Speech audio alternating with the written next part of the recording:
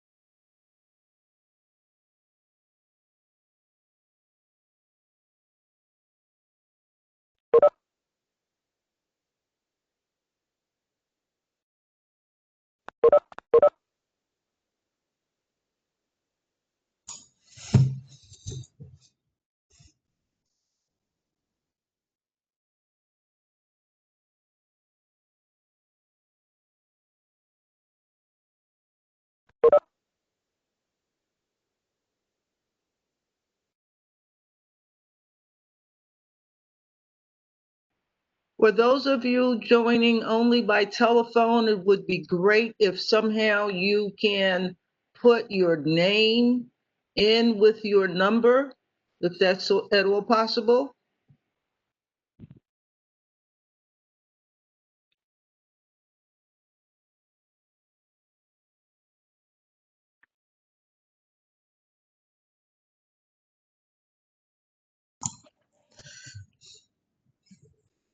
Ethel, can you hear me?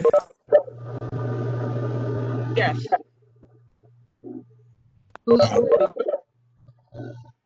Who's speaking? Hi, Ethel. I'm Jay Siegel. I'm the Land Use Council for Hope Street. Nice to meet you.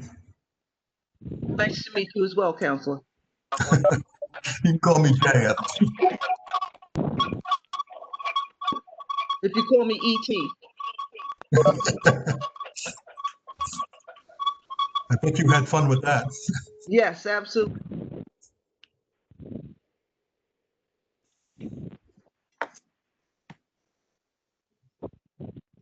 Okay, so.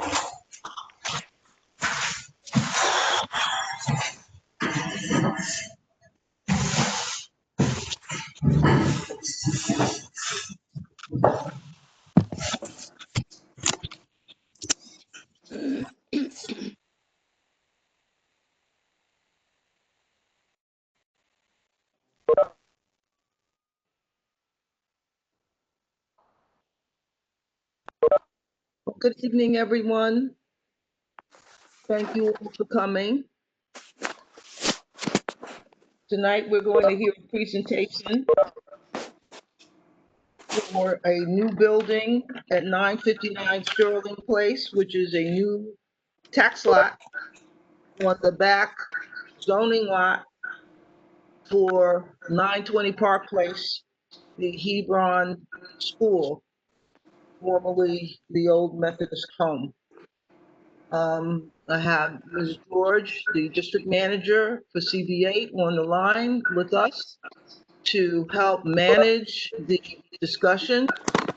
We also have, I believe, Ms. Neal may be with us to help manage the discussion. And Irsa Weatherspoon, the third vice chair for CB8, will help with the chat and help organize speakers who want to testify and through this process. We have the entire team for the project on the line, I believe, and Ms. Raspberry, the coordinator for the project team, will be going through that. And I believe I see Council Member Robert Cornegy in the audience as well. It's very comforting to have him with us for this exploratory discussion. So with that, I'd like to make some things clear, given the details we need to go through here. We want to give the team 25 to 30 minutes to make their presentation. Then we will take questions and answers. We will have a moderator who will call upon speakers. I think Ms. Raspberry will be handling identifying our team members to answer questions.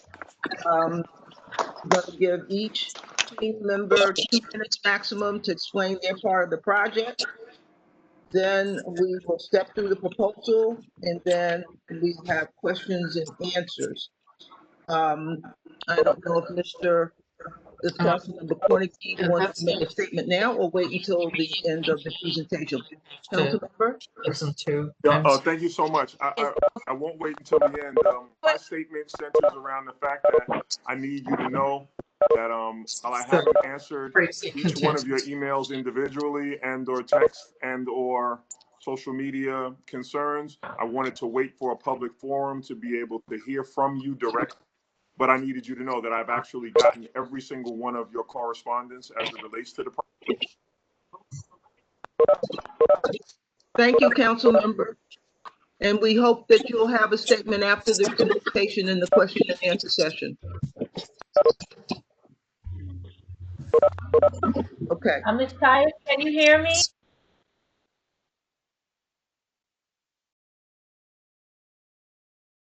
I heard a voice. I don't know who it's from. Janet Collins, can you hear me? Yes, Ms. Collins, I can hear you. Okay, just trying to get through the technology. Good evening. Good evening. Now, we're going to ask everyone to mute and stay muted unless the moderator or the host, Ms. George, calls upon you to speak. Ms. George, is that how we can work this? We need everyone to mute themselves if they're not speaking, though. We need to mute themselves. I just want to text my mic. Check my mic. Can you guys hear me? And Ms. Weatherspoon will be calling for a question.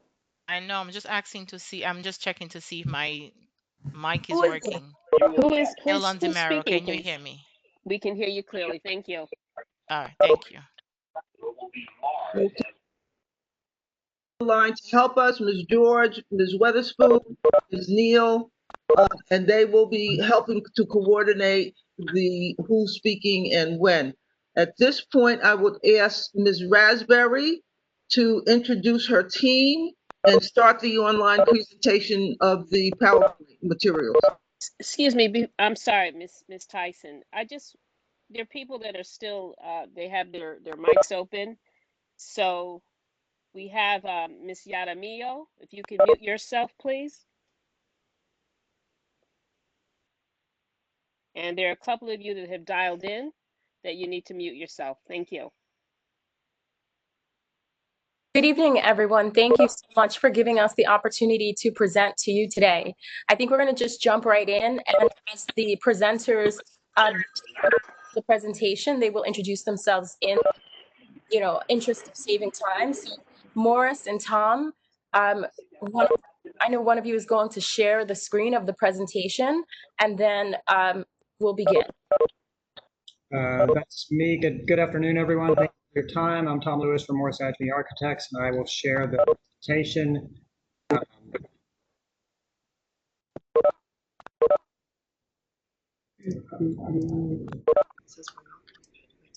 Back and try that again. Just a moment.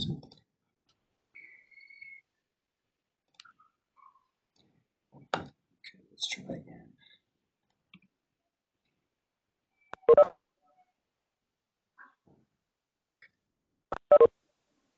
Is everyone able to see the screen? Yes. Great. Okay.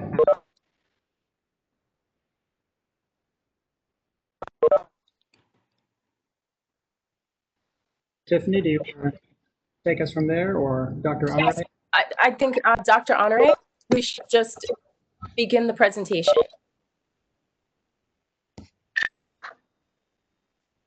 Don't send Will an job.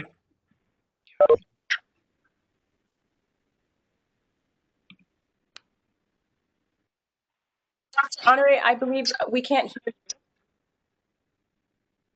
This is it. Yeah.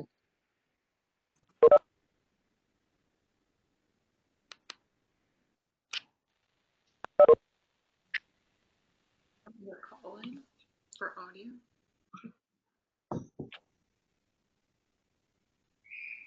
And then you can just click cancel. I don't.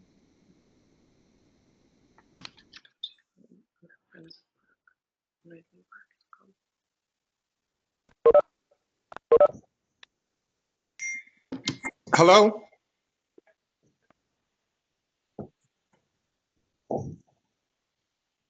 I think we can hear you now, sir. You can hear me? Yes. Okay, I'm sorry about the technical glitches. Good evening, everyone. I am thankful for the privilege of coming before you this evening. My name is Daniel Honore, and I serve as president of the Northeastern Conference of Seventh-day Adventists, which is the ecclesiastical and corporate parents of 200 Seventh-day Adventist congregations throughout New York and New England. As part of its mission, the Northeastern Conference operates also 15 parochial elementary and secondary schools, as well as a 100-acre campground, and we also operate 270 units of senior citizen housing. The Hebron School exists to educate our children according to the tenets of our religious faith and cultural traditions. We believe this country offers us the religious freedom to do so without compromising what we believe in. The Northeastern Conference supports member churches and their acquiring and developing of real estate property. A few years ago, we received a request from the Hebron Seventh-day Adventist Church to assist them in redeveloping the Hebron Bilingual School in a way that would allow the school to repair and restore its premises. We retained counsel, we conducted a zoning analysis, and we issued a request for proposals to qualified developers. We received numerous proposals which were reviewed by the elders and the local church board. The Hebron Church membership then took a democratic majority vote to proceed with the proposal of Hope Street Capital. Based on that vote, the corporation board also approved the project and entered into a contract with Hope Street Capital. We support the project based on the benefits that it will bring to the Hebron Church and to the Hebron School. Currently, we're unable to use the building due to unsafe conditions resulting from years of deferred maintenance. It is our hope that the students can soon return with the shortest possible delay. The proceeds from this development project will allow the total renovation and restoration of the Hebron School. It will also allow a new gymnasium to be built in the new building and 25 underground parking spaces for school and church use. We support the project based on the benefits to our school. Our estimate is that it will cost multiple millions of dollars to structurally and aesthetically fix this building. Currently, the building is under a vacate order from the City of New York for the 3rd to 5th floors because of the building's structural instability. Our contract with Hope Street would provide us with enough funds to be able to repair and restore this building to its former glory. We know of no other way of how we can use this building again. We think that the building that Hope Street has designed is a good component and a good complement to our building and the blending of the elements of the current building with the new building. And I just want to say here that we respect the rights of all individuals to express their opinions on the matter. We understand that not all are in agreement, but we also have more than 1,700 individuals who have signed a petition to that effect. For me, this building is special because about 30 years ago, my father was the pastor of the Hebron Church and my mother taught at the school. And I know that for decades, different church administrations, different ministers have tried without avail to get this building once and for all. So I thank you very much, and we look forward to seeing this project move forward. Can I interject? My name is Pastor Williams from the Holy Trinity Baptist Church. How you doing? Fine, thank you. I don't even know how they delineate it, but we are the Mr. body. Williams, we are on a time schedule with this presentation. We appreciate you Yes, willing to contribute to the opening statement that ran over by a minute and 10 minutes, a minute and 10 seconds, but we're going to go on with the presentation. And after the presentation and the questions and answers are done, everyone will have a chance, 3 minutes tops, to make a statement or ask a question. Yes, ma'am. Okay. Thank you. Sorry about that. I'm sorry. Thank you. Ms. Raspberry, please proceed. Tom, we should begin the presentation.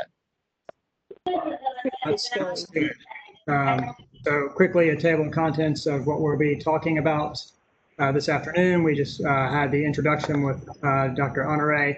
Thank you for that, Dr. Honore.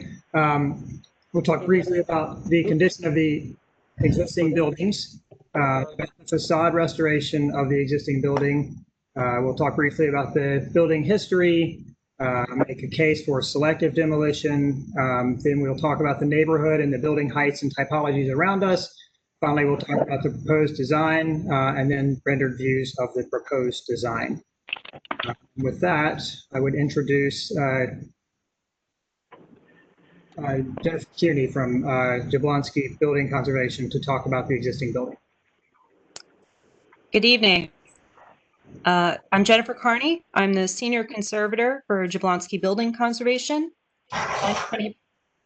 920 Park Place is formerly the Brooklyn Methodist Church home for the aged and infirm, and is currently the Hebron Seventh-day Adventist bilingual school. In order to develop a master plan for the campus, the Northeastern Conference of Seventh-day Adventists retained a design team, including Capels Jefferson Architects, Jablonski Building Conservation, and Silman, to perform a conditions assessment and develop a restoration program for the building. Next.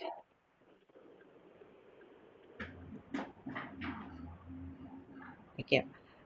The original central portion of the building was constructed in 1888 to 1889 of red brick with terracotta and brownstone trim. The building was expanded in 1911 to 1913 with 3 wings of red brick, cast stone, and stucco added to the east, west, and south to bring the building to its current footprint. The team performed visual examination of the facade from an aerial lift in January 2019 and identified significant deterioration of the facade and the roof that required stabilization and repair. Most significantly, the tower over the entrance had severely displaced masonry and loose bricks due to vegetation growth, which necessitated temporary evacuation of the school. The team also visited the site during rain conditions and identified numerous locations of water infiltration through large holes in the roof, which had compromised the roof framing. Next. The rear addition has different massing and fenestration from the main building with a shallow pitched roof along with replacement windows at the 4th floor. Step cracking, particularly at the corners, open joints, and displaced brickwork are present, along with severely deteriorated sills and lintels at the windows. Next. Many of the building materials used throughout the building, such as roofing and flashing, have exceeded their useful lifespan and need to be replaced. Other masonry materials, such as stone, brick, and cast stone, have been damaged by natural weathering and previous alterations or inappropriate repairs. Original windows in both the school building and the chapel are extremely deteriorated, with the stained glass windows in particular requiring substantial repair. Based on the findings from this investigation, the team developed recommendations for restoration in order to provide a watertight building envelope and a safe environment for the students of the school.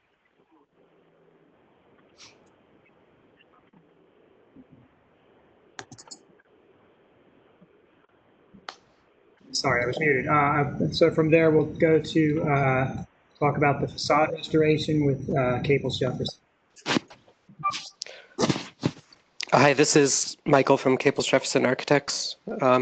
So based on the recommendations of the existing conditions assessment, we began preliminary design work on a comprehensive program of exterior wall and roofing and waterproofing restorations with the intent of both stopping the continuing damage due to inadequate waterproofing and drainage,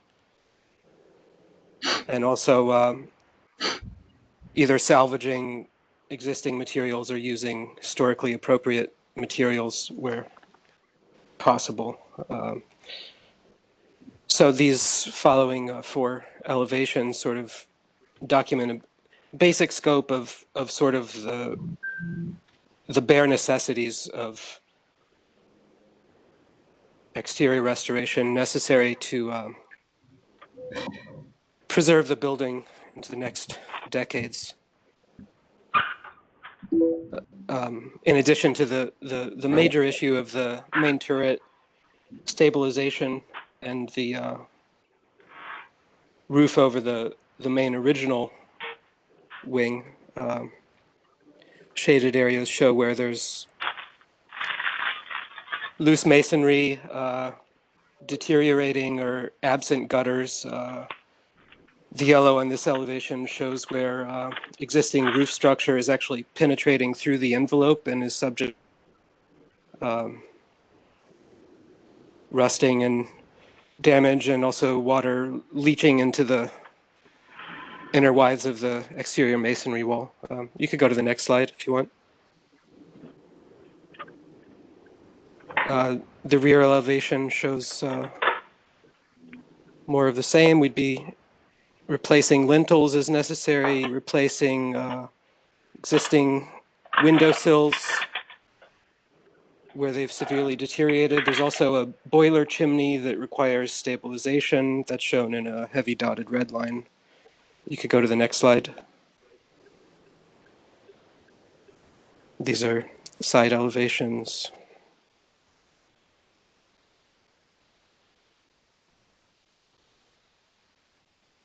Okay.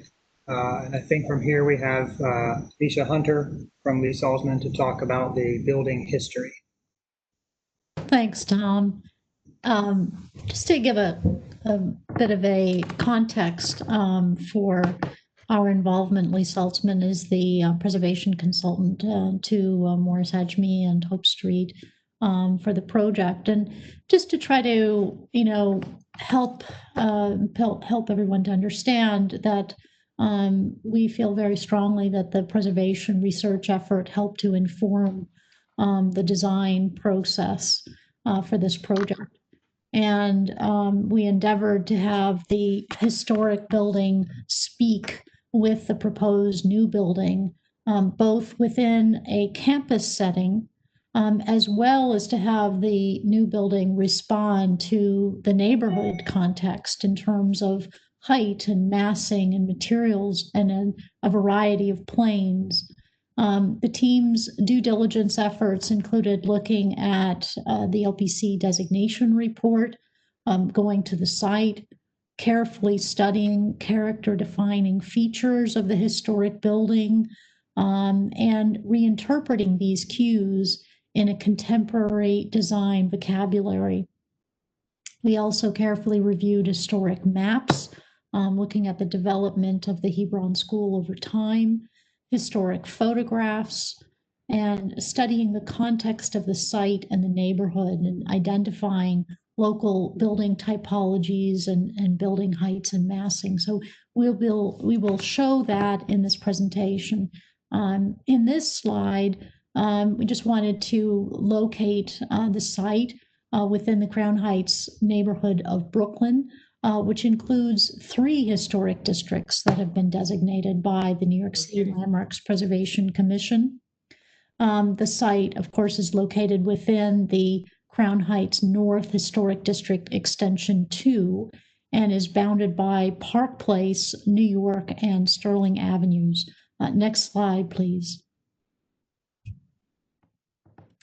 As Jen Kearney of Jablonski Building Conservation alluded to earlier in her statement, the former Brooklyn Methodist Episcopal Church Home for the Aged and Infirm, and now known as the Hebron School, is an eclectic brick and brownstone institutional building. The LPC designation report notes an eclectic mix of institutional, Romanesque revival, and Gothic revival styles, as well as Queen Anne style sash.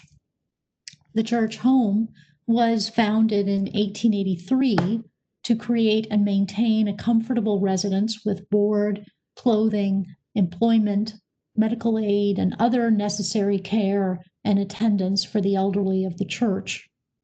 The site was developed in 2 distinct phases. The original building, designed by Merson Thomas, was constructed in 1888-1889. The original structure was then expanded about 20 years later, between 1911 and 13, designed by builder William Kennedy, who sat on the Homes Advisory Board. Can I have the next slide, please?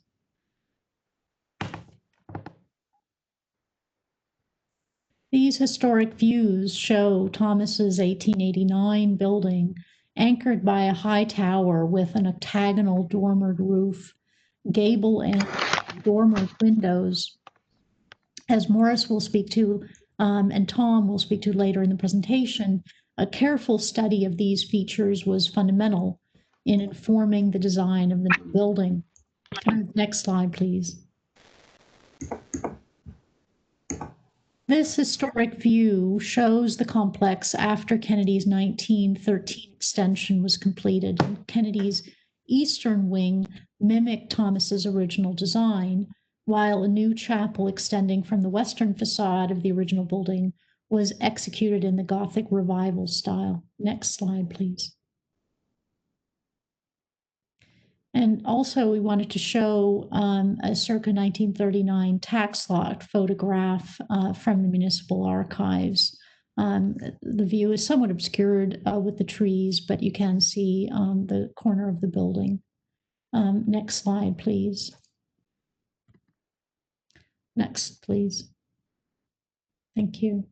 So in terms of the selective demolition that is proposed, it is the 4-story low-pitched roofed section that you see on the left-hand image, as well as what appears on the far left-hand side of the right side image.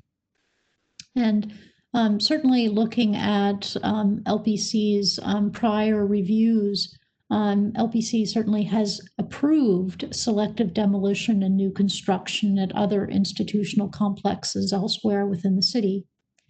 In terms of this particular case, we find that despite being built during the 1911 to 13 campaign, the southernmost extension reads as a utilitarian element within the overall composition of the historic ensemble. We also note that there have been multiple unsympathetic modifications to the facades of this extension that have been performed over time, including the removal of historic windows and mullion divisions, particularly at the 4th floor, the installation of louvers and the application of blue paint at the 1st floor stoop. We also note that the 1911 to 13 additions to the east and west of the original building along Park Place all featured gabled roof lines that bear a strong architectural relationship with the 1889 building. Both the easternmost addition along Park Place and the chapel connected to the 1889 building either with a small-scale link, such as the chapel, or a change in plane, such as the easternmost addition, which allowed both the original building and the additions to read legibly. The southernmost low-pitched roof extension at the rear of the 1889 building that is proposed to be demolished abruptly abuts and encapsulates the 1889 gable-ended facade. The 4th floor of the southernmost extension in particular exhibits an uncomfortable relationship with the original gabled roof, which is blocked from public view. The southernmost extension does not rise to the level of architectural merit of the other well-designed 1911 to 13 additions. And we feel strongly that the proposed demolition of this extension would not detract from the special architectural character of the building or the Crown Heights North Historic District 2. Can I get the next slide? Thank you. Just to identify the extents of the proposed demolition, you can see these portions shaded in red on the elevations that were prepared by Caples Jefferson. Can I have the next slide, please? Thank you. And in terms of the proposed design of the new, of the gable-ended facade, which is going to be restored, this is encapsulated presently and would be restored and re-exposed. You can see some details, photographs, and the elevation would feature, of course, restored masonry, restored a multi-light Queen Anne style sash, as well as a restored round oculus window at the top of the gable. Next slide, please. Next slide, please. As I mentioned previously, the team really endeavored and undertook a very careful due diligence effort, looking at a number of factors within the immediate context in the neighborhood. So what we found is that the context of the proposed development consists of variegated roof lines and building heights. The highest point of the historic building is 84 feet at the top of the tower. Neighboring buildings include a mix of taller apartment buildings and low-scale row houses. Next, please. Hello, what's up? The team also carefully assessed building typologies in the neighborhood and found six. Whoever that is speaking in the background, please mute yourself. Mr. Gentleman. And found, thank you, Ethel, and found 6 recurrent types, including large-scale apartment buildings located at the ends of blocks, large-scale apartment buildings in the mid-block, low-rise brownstones, hybrid multi-family buildings, institutional buildings, and 1 freestanding mansion. Next slide, please. We just wanted to show some photographs that are representative of the different building typologies. Next, please. The team also looked at recurring patterns within the neighborhood, particularly the pattern of low-rise buildings located adjacent to larger scale buildings, as well as the pattern of green spaces located between the sidewalk and the street walls of the apartment buildings behind. Next, please. We also noted during the course of our research that there are a number of institutions located in proximity to the site, including several churches, the Brooklyn Children's Museum, a public school, and library. Next slide.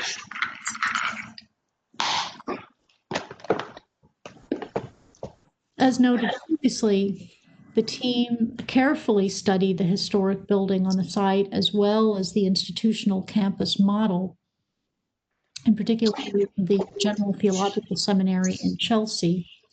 There are many recurrent themes in terms of variegated roof lines, gable ends, a play of planes animating the facades, brick cladding, and a landscape close that help to inform the design of the new building at Sterling Place. And I would also reinforce that, of course, not only was this an opportunity.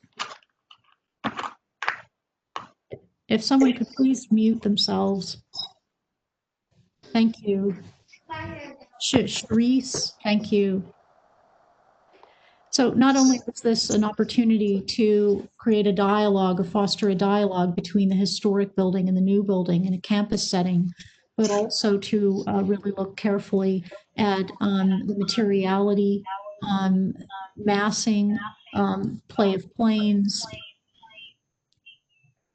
that exist in historic buildings within the neighborhood. Thank you.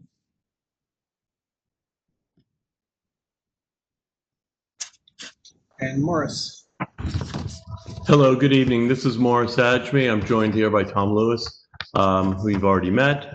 And I'd like to talk about the proposal for the new building. As you can see, this entire project does include extensive restoration of the existing building complex at 920 Park. And I'd like to talk to you about what we're proposing.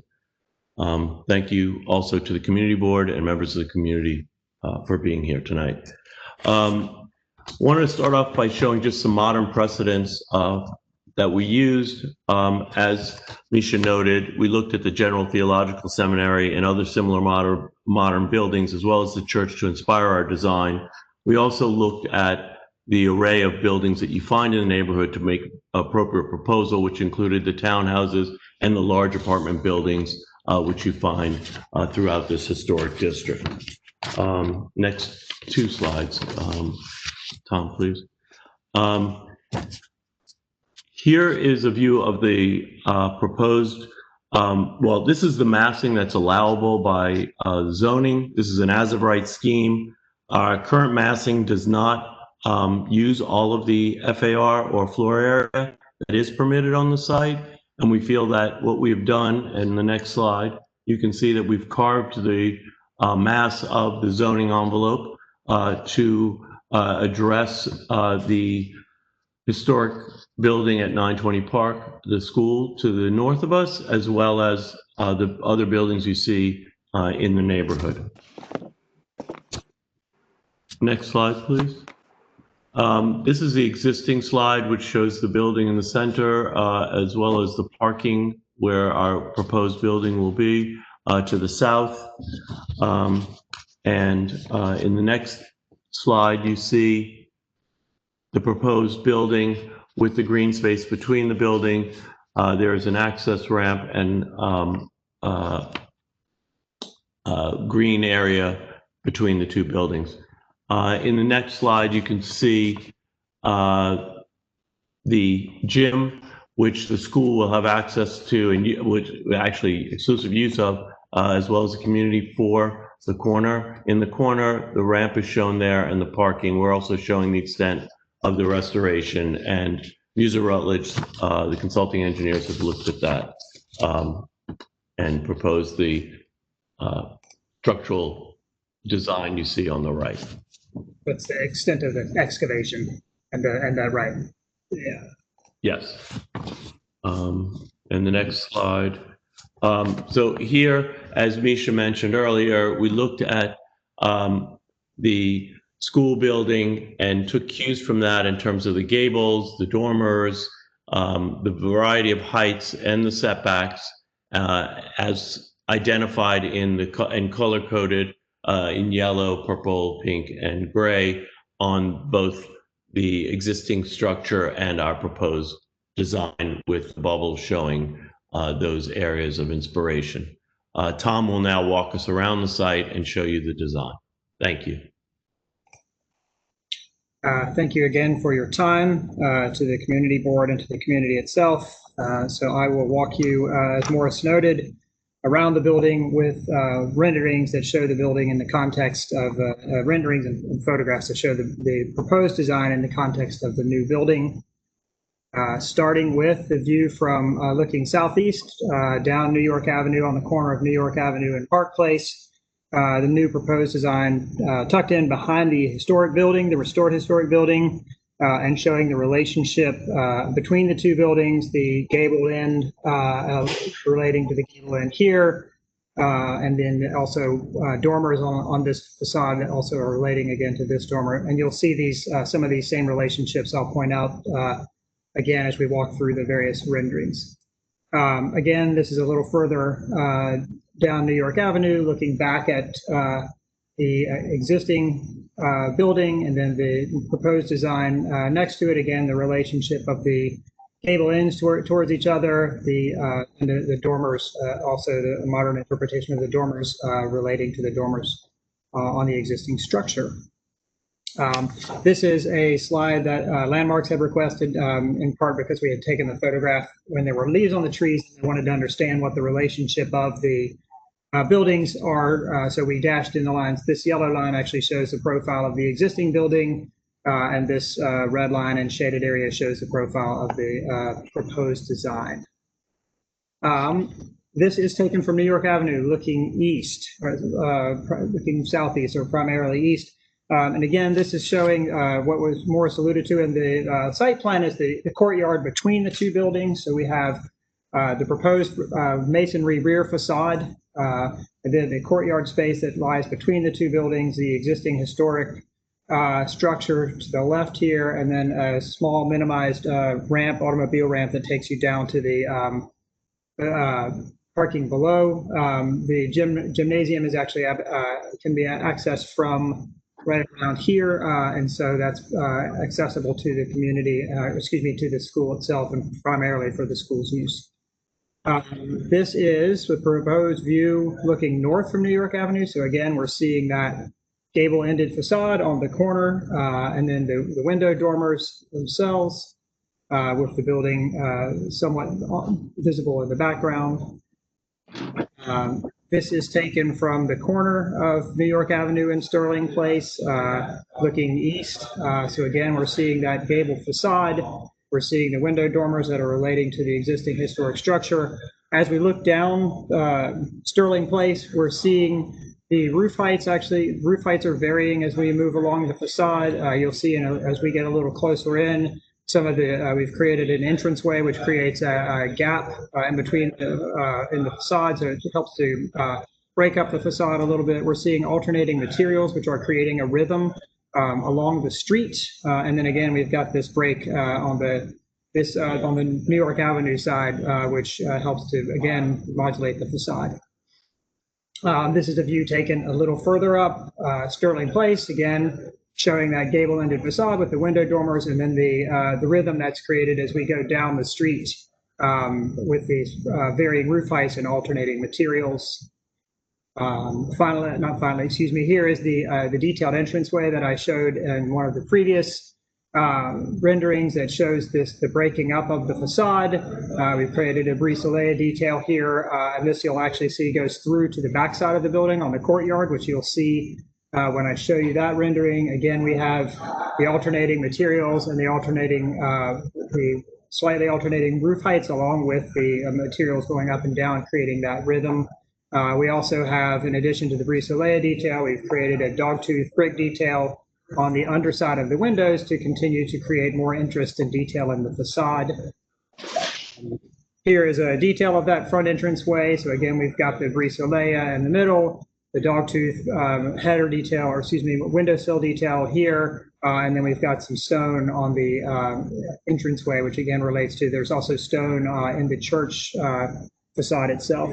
Looking on Sterling Place, in this case looking west on Sterling Place, we see way off in the distance, we've got the gable-ended facade, we've got this rhythm of these ups and downs that are marching along, we've got the break in the facade of the entryway, again with the rhythm of the ups and downs, and then on the end, as a transition piece, we created a metal, slightly lower and metal facade, which starts to help to transition the building from down to the neighboring buildings surrounding it. From the courtyard, so this would be a view taken from the church. This is what the church would be, the view that the church would have from their restored building.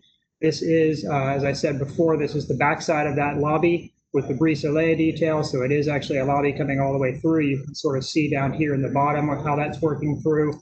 And then this courtyard space that lies in between them, you'll see a little bit of the detailing, dogtooth detailing here. Also, you'll see this vertical element. One of the things as architects that's often hard to work with is how you end up with elevators and the height of elevators. And so we try to make it a feature as opposed to hiding it. So there's also brick detailing in that piece as well, which this vertical actually relates quite well to some of the verticals on the existing building in the background.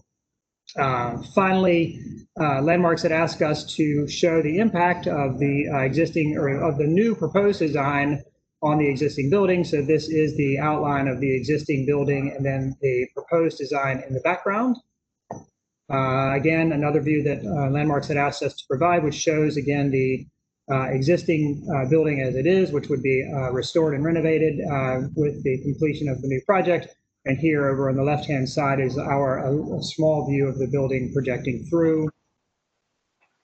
This is in the context of the neighborhood. So this is in a neighborhood context without the proposed design. And at the moment, just showing Sterling Place elevation, the New York Avenue elevation as it currently is, and then the Park Place elevation. And then this is showing that same drawing with the proposed design in it.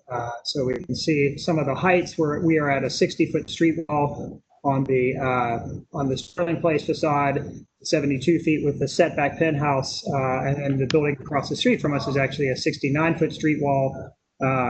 Similar is true on New York Avenue. There are several buildings that are approaching within the same 69-foot height. And on the bottom, the Park Place elevation showing the existing building in front, and then the impact of the proposed design beyond. This is just an elevation showing the Sterling Place elevation of the proposed design. And then this is again a larger elevation showing the Park Place design with the church ghosted in the front, and the proposed design in the rear behind it. This is just a material selection sheet, so it's showing the two different types of bricks. We showed a Glengarry Redburn lighter color, or almost orange, more orangey colored brick, a redder brick, and you can see down below in here, you can see the ones being the darker red brick, twos being the lighter red brick, and then the third sample, or the third material, is this gray metal, which happens here, here, and along here, and then along the top. And that's it. That is the presentation. Thank you very, very much. This has been an interesting presentation. At this point, I think we agreed to have questions from the community, and Ms. Ms. Weatherspoon will ask those questioners to speak, and Ms. George or Ms. Neal will unmute those speakers or questioners as we go along. Ms. Tyus, I'm so sorry to interrupt you. I thought we were going to hear from the church. Is that not? Do we have a representative from the church other than Dr. Honore? We do. We do. We have Pastor Manigat, and then we also have the first elder of the church that are on the line right now. Okay, so that would be Ms. Tyus, there are also other members from the church on this call. Mm-hmm. Okay, so I think Ms. Tiffany Raspberry is referring to the proponents of the project. So that would be Pastor Manigat, and what was the other person's name? It's one of the elders from the church who was involved in this process. His name is escaping me at the moment. Okay, well, he can introduce himself. Each of those, I hope you stick to 2 minutes, Pastor Manigat. So please proceed. And yes. Pastor Manigat.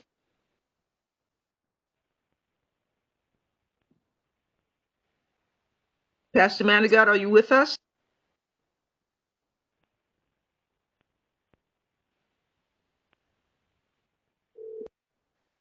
Pastor Manigat, are you with us?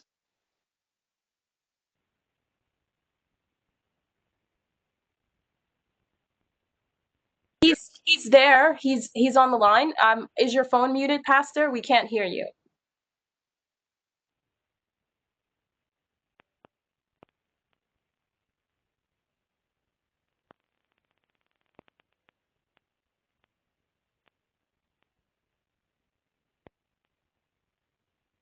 Tiffany, you're muted.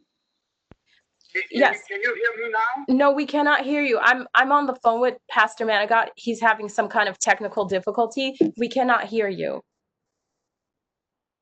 I don't see his microphone at all. We don't see your microphone. But we can hear him through your phone. Okay, Pastor, you can speak now through my phone, okay? Everybody can hear you through my phone. Okay, I'm sorry. I'm Pastor Maurice Manigat, the pastor of Hebron Church.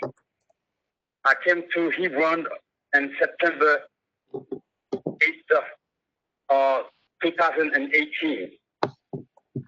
And as the previous speaker mentioned, the building is in the bad shape and needs to be repaired.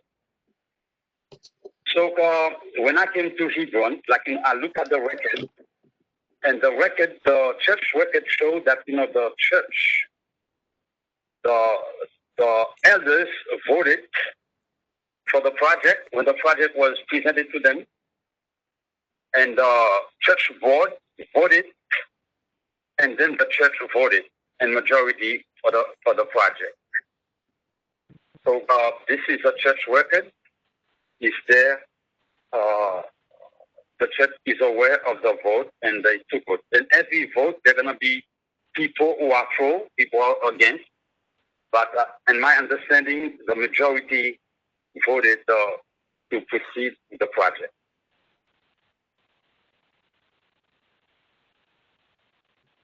Thank you. Thank you, Pastor Manigat. You have another speaker, Ms. Raspberry? Yes, we do. I'm gonna get him to speak right now.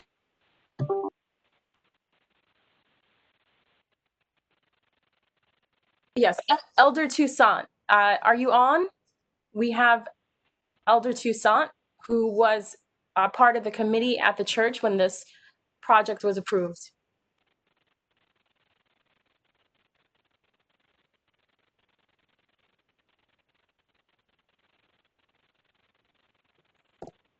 I don't know why he's not speaking, so I guess you can move on, and if he signals me, I will let you know so that he can speak, but you can move on to the other church members that want to speak. Thank you, Ms. Raspberry. I think we have other members of the Hebron congregation in the audience that Ms. Wedderburn, I'm sorry, I keep saying Wedderburn, Ms. Weatherspoon can point to speak, or they know who they are, and if they would come on and announce, unmute themselves and make a 2-minute a 2-minute or less statement, we can move on with this.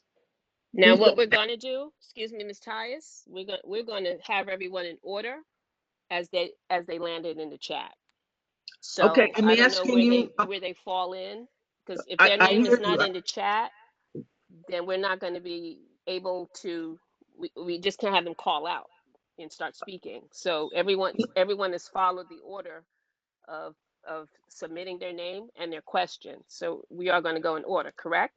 No, at this point, we've heard from the proponents of the project who are members of the congregation. At this point, I want to hear from 2 or 3 members of the congregation who have asked to speak on this issue of how the project was approved. So I'd like those people to step forward. I believe one is Mirlandi DeMiro.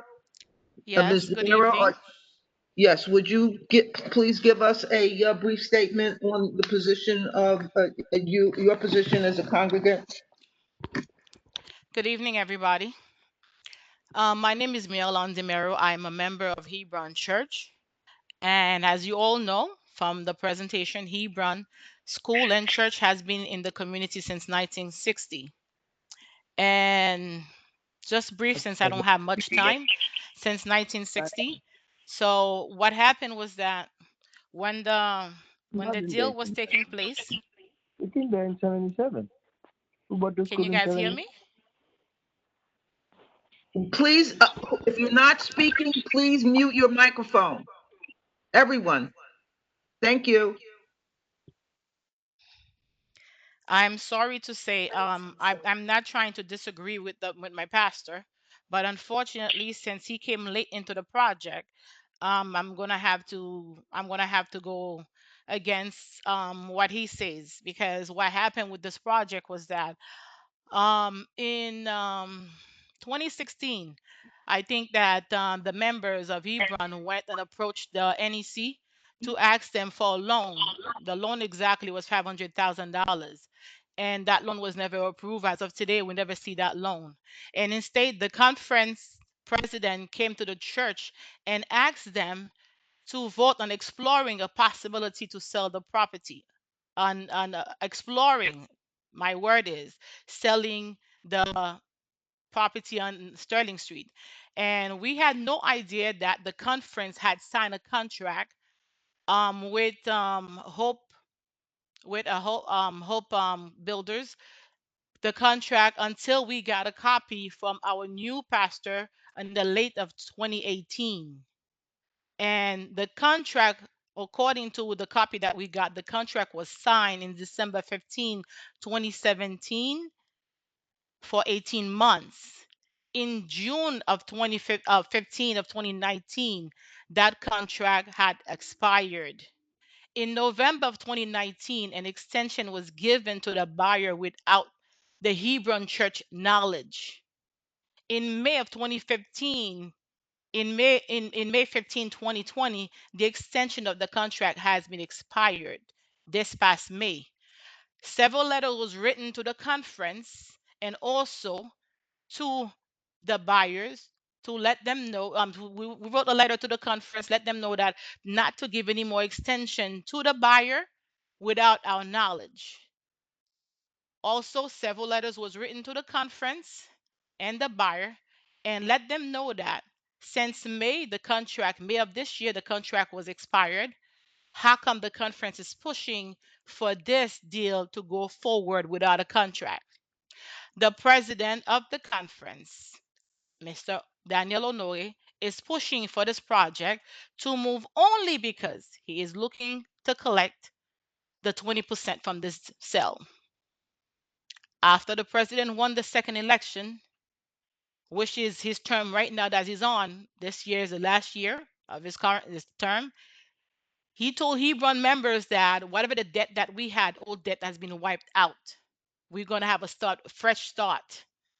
Instead, with these buyers, they put a down payment for this deal. He used that money to subtract all our debt that we had. He had stated that he has wiped out for us. So this deal does not help us. My question is for Mr. Honore. Why has the contract not been shared with the Hebron congregation and we have requested to see it on our request and not even been honored? And this church and the school serve a dedicated and close net to the community. And have the developer met with congregation members or just the church leaders? What type of outreach and feedback process did they have with the congregation? Was there that was the time was what was when was the last time they met and spoke with the congregation? Are you aware if there has been any discussion about ensuring that revenue for the sale will be going to the congregation, community, and the renovation of this historic building? Because this is what happened. From what we know, we do not know how much it's going to cost to renovate the building. So therefore, we know that they want to sell the land, but how much money is it going to cost to renovate the building, the present building right now? We do not know that. So therefore, that's why we're saying that it is not good to have this deal right now.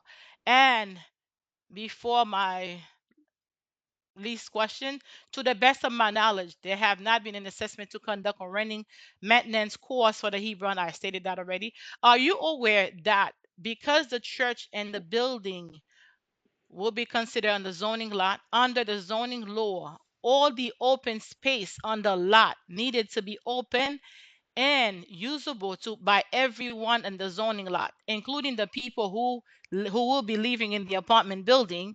The resident of the apartment building legally have the right to use all the church ground. And keep in mind that it's going to be a school there. So if they're going to use that ground, the kids will be in jeopardy. And my last question, will any of the unit be rented to given exclusively to the Haitian community or to the Crown Heights community? And if it is so, what method are you guys going to use? And you said 30% of the units will be affordable units. And what is the affordable units? What is the price line for the affordable units? And these are all my questions. Thank you, Ms. DeMiro. That was a bunch of questions indeed. And I have Rita also. I have Rita who's on the line with me, and Barbara. Barbara is an alumni of Hebron School and also a church member of Hebron. And Rita is also a church member of Hebron. And I have some other ones. And Franz Polycarp is also on the line if you want to ask any questions or confirm what I just stated. Also, I have Elder Toussaint, who is available to speak now. I have him through my phone because he was having technical difficulties. Okay, now we've got a pile on here of 6.5 minutes of questions from a congregation member. So at this point, I would ask if careful notes were taken on her questions, that we ask someone knowledgeable in the Hebron team, the Hebron church team, to answer her questions succinctly and briefly, one by one.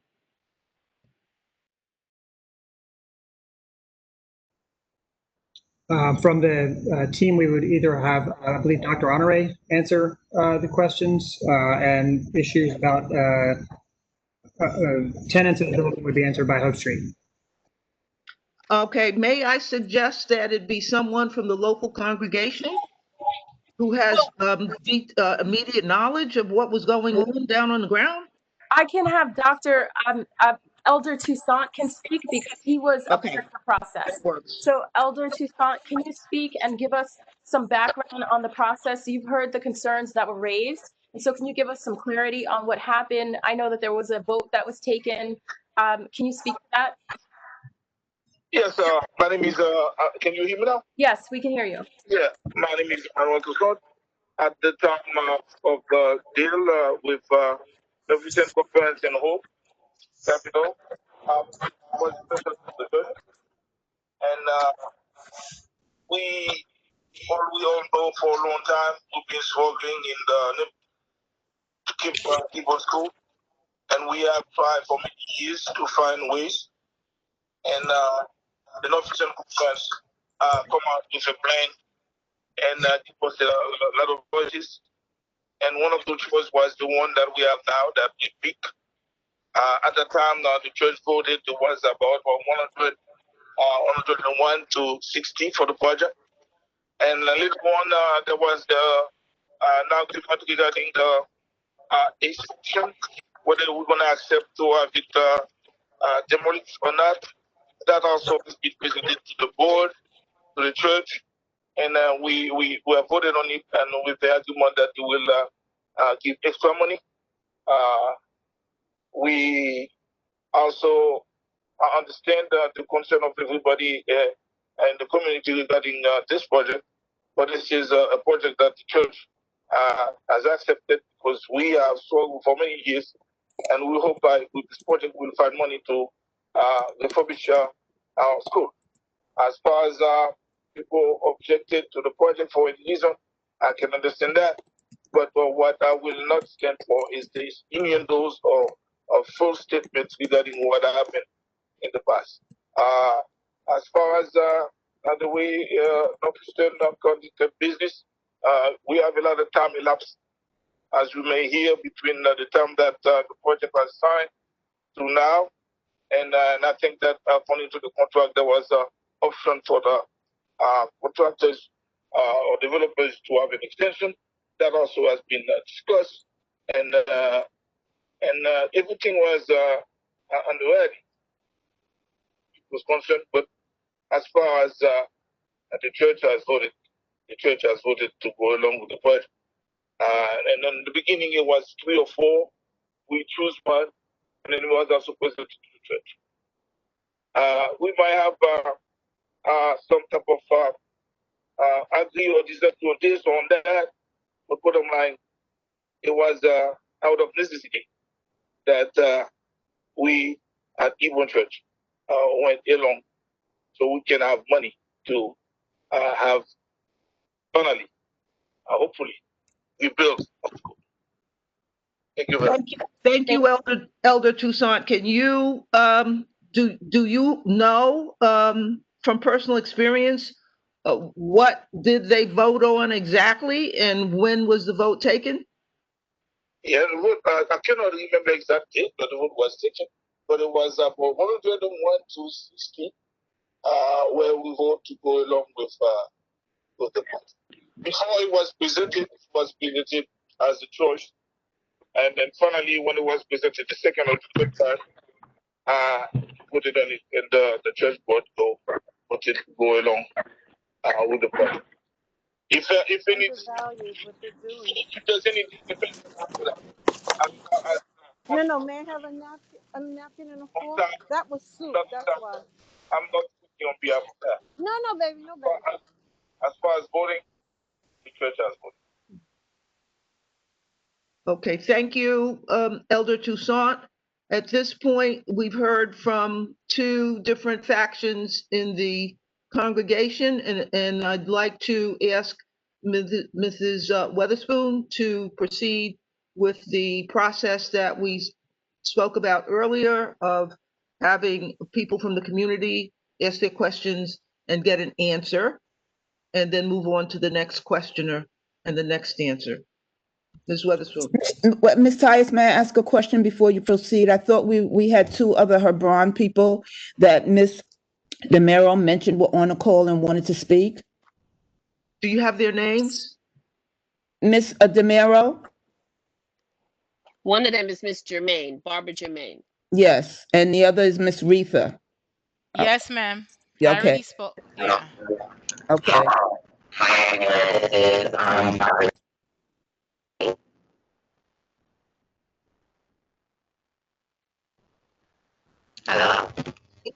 Okay, each of you would have 2 minutes, 3 at the most. Terrible quality. You can't hear me very well. You sound like a giant bee. I'll let Rita start then. It's not coming through clearly.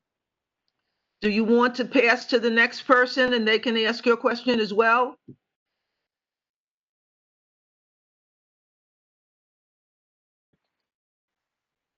Miss Tyus, I think she said that she wants Miss Letha to start first. Miss Germain's put in the chat box. Please proceed. Hi, can you guys hear me? Yes. Okay, great. Yeah, so I know we only have a couple of minutes, so I'll just make it quick. I'm seeing in the chat there are people asking what exactly was voted on. I can just say that, I mean, first of all, the majority of the church members do not speak English. So there was also a barrier when it came to language, in my opinion, when it comes to that. Again, in terms of the sophistication of the project and the plans that were presented, I can also say that knowing the population very well of the church, a majority of them did not really understand what was going on. I know that in one of the meetings, I was very, very vocal when they had like a kind of an open town hall. A lot of the youth members were strongly opposed of this particular deal, to the point where we were shut down in the middle of the church. A lot of the youth did not come back because of this meeting, because our voices we were not really allowed or afforded an opportunity to really be ask the questions that we were equipped to ask, knowing again that the population was not as sophisticated to understand the complexities. We had questions that we wanted answers to, and we were shut down on many occasions. And a lot of the youth, again, have left because of this particular project and the disrespect that we felt from the leadership with respect to this. I had asked for, clarification on a lot of the points. They were PowerPoints, but the majority of the church, not necessarily as sophisticated in understanding what was happening. There were a lot of questions. It wasn't something that was thoroughly explained. The leadership might have thought that could have been the case, but it really wasn't. And it would be hard for me to believe that anybody would think that the majority of the church congregation actually truly understood what was at stake. What it sounded like was more so of a bullying tactic, like, well, if we don't do this, we're going to lose the school, as opposed to really presenting, what the pros and the cons in a way that would be understandable to the church congregation. And so that's been something that was very problematic, just the lack of transparency, really, again, from a lot of the youth that are professionals, attorneys. I'm an attorney. We had a lot of different professionals that were asking questions that really wanted to get to the bottom of what is going on here. We, there was just a lack of transparency, even on our level of people who could understand a lot of the information. So let alone a lot of the elderly members who do not speak English, who do not understand, put up a PowerPoint. All they were really hearing was, well, if we don't do this, we're going to lose the school. And yes, it was, I mean, we need money, obviously, to make these repairs. We did not have the money to do so. We still don't have the money to do so. And that's a very real issue, is that we have this property that needs to be revamped, and we don't have the funds. So it was a point of desperation, really, where we're like, well, what are we going to do? So I guess if we don't do this, then we're going to lose the property. And I think that, unfortunately, when we're looking at it at that extreme, they're saying that a majority of the people, I think, voted. And I remember seeing that vote, and it was, kind of iffy, because it was kind of like a, let's point to see how many hands are up, how many hands are down type vote. That's exactly how the vote was done. It was not done by like a ballot, anything like that. It was like, let's see a show of hands. How many people, are voting for this, for and against? You had older people like, I guess I'll raise my hand. There was a lack of real understanding. And even till this day, asking for documents, like, let's see some of these contracts, let's see this. There was a separate committee that was really handling most of the day-to-day process, I guess, of this. And that was really it. And it was like, okay, we're going to come and regurgitate, or we're going to come and give some information to the congregation piecemeal. But it was something that it was really hard to see, to be honest. And again, when we tried to question, when the professionals who were looking at this and were like, this doesn't really make sense.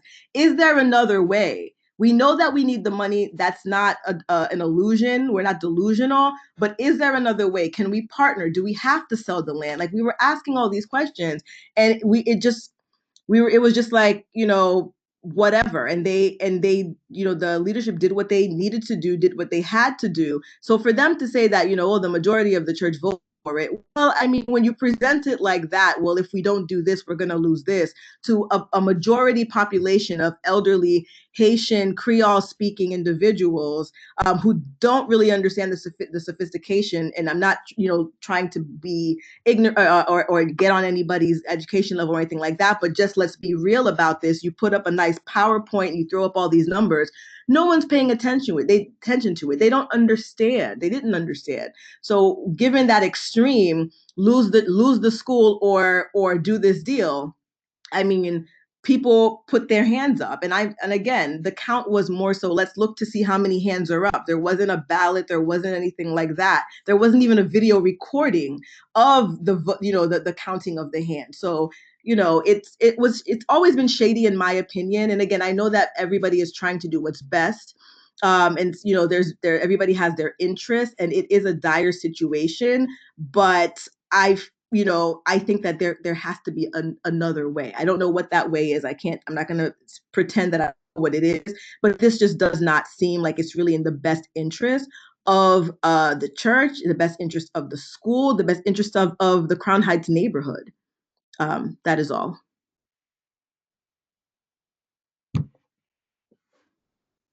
Thank you, Ms. Pierre. You're welcome. I believe that at this point we can move to the community attendees and work with Ms. Weatherspoon to get the additional questions that will align with Ms. Pierre's statements, as well as Pastor Manigat's statements that the work needs to be done somehow. I don't know exactly how. So Ms. Weatherspoon, can you get the next questioner? Good evening, everyone. A couple of you have a few questions, so just in the interest of time and just fairness, if and sticking to the 2-minute time that we're supposed to be asking these questions, I'm going to ask for you to have multiple questions, that you maybe do 1 or 2 if you can knock it out in 2 minutes, and then we'll come back to you after everyone's had an opportunity. Okay, Claire is the first person, please, Ms. Claire.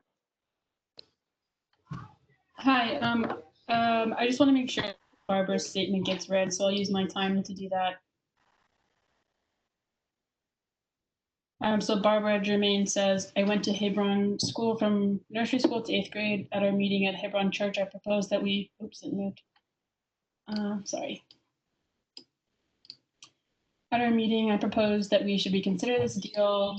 I was shut down, as were many of the youth who went up to the microphone. We feel as though this project doesn't move backwards for Hebron. Birmingham, the school founder, a Black man from Haiti, invested at the start of acquiring the entire school ground, not the Park Place side. From the future young Black people in our church, they need to know that they don't need to sell what they own in order to improve. Our young professionals let the board know that we have resources they can tap into, even lease the land on Sterling Place and continue to own it, since we need to repair before the structure crumbles. And I don't have any questions.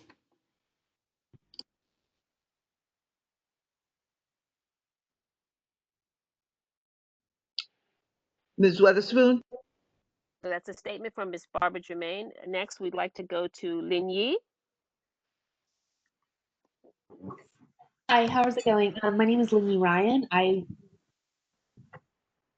was 3 doors down from the proposed construction, and I wanted to understand, given the proposed construction will literally block sunlight and airflow to me, my neighbors' homes, choking off our thriving gardens and creating a heat sink, how can Hope Street position themselves as friends of the community?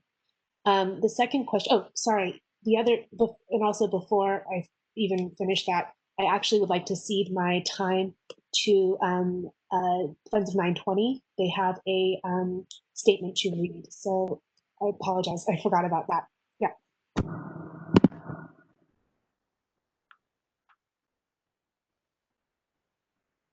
So, okay, so who's speaking for 920? Ingrid here. Hi, Ingrid, please. Hi. Okay. Good evening, everyone. Friends of 920 Park is a diverse, intergenerational coalition of neighbors united in our firm opposition to Hope Street Capital's project at 920 Park Place.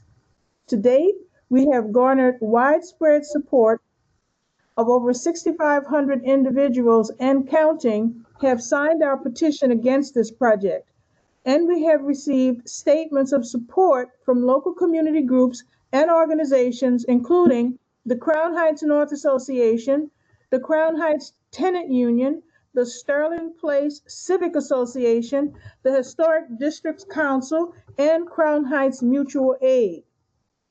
This project is a travesty, no matter which way you look at it, and it must be stopped. Number one, the project goes against landmarks law. The partial demolition of the historic structure, its inappropriate scale and style, the obscured sightlines, the significant adverse impact on the old home's visual entity, and the character-altering changes to the open space are all in direct violation of the city's environmental quality review guidelines for historic buildings. This is cultural erasure, and it begs the question, whose monuments does the city protect? Whose history matters? The proposed project would be the first building of such magnitude built in our historic district since it was given landmark status by LPC less than 10 years ago, and would set a dangerous precedent for preservation standards in this new historic district. I'm almost done. Number two, the project removes half a block of a central green space in a district that is already plagued by higher temperatures and unhealthy environmental conditions due to racist redlining. We are in a climate crisis. How can we possibly continue to ignore devastating impacts of selling away open green space for private profit? The environmental impact of this development is not a footnote.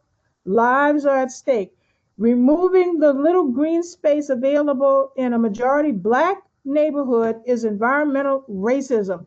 And it is outrageous that Hope Street Capital is not proposing a single green initiative to mitigate the environmental devastation they are causing. I'm done. Thank you so much, Ingrid. Now I'm going to ask Suzanne Spelling. Sorry, I'm actually reading the second part of the Friends of 920 Oh, statement. I'm sorry. Yeah, no worries. No problem at all. So, hi, I'm Noemi. So as if what my neighbor Ingrid just explained isn't bad enough, Hope Street Capital's project does not have a single redeeming quality in terms of housing. The small unit sizes make it clear that this development is catering to young, short-term tenants who will not be looking to settle down and integrate into the community. Do not be fooled. There is no affordable housing in this development. At best, Hope Street Capital will participate in the Affordable New York Housing Program and offer 30% of apartments under this program. But the program's name is misleading. By design, only the upper middle class can afford apartments offered through Affordable New York. This year, individuals who made $100,000 a year qualified for an affordable New York apartment. Here in our neighborhood, the median income is around $40,000, and that figure is even lower for Black households. Therefore, we repeat, there is no affordable housing in this development. Lastly, we are deeply disturbed by the congregation's testimonials of the corrupt deal-making that has occurred between Hope Street Capital and the Northeastern Conference leadership. It's clear that our neighbors in the Hebron congregation have been misled and manipulated. This is an outrage. Equally troubling is the Northeastern Conference's claim in the media that the local community has never offered them any help to restore Hebron's historic building. In fact, the opposite is true.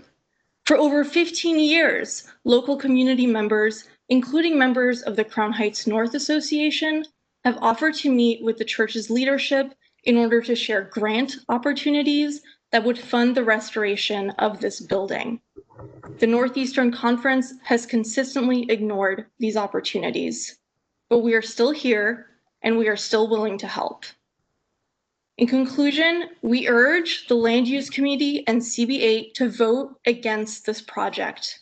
This greedy developer shows no regard for community concerns, is willing to desecrate a landmarked institution for its own profit, has no real intention of offering affordable housing, and makes corrupt, backdoor deals behind the backs of Hebron's members.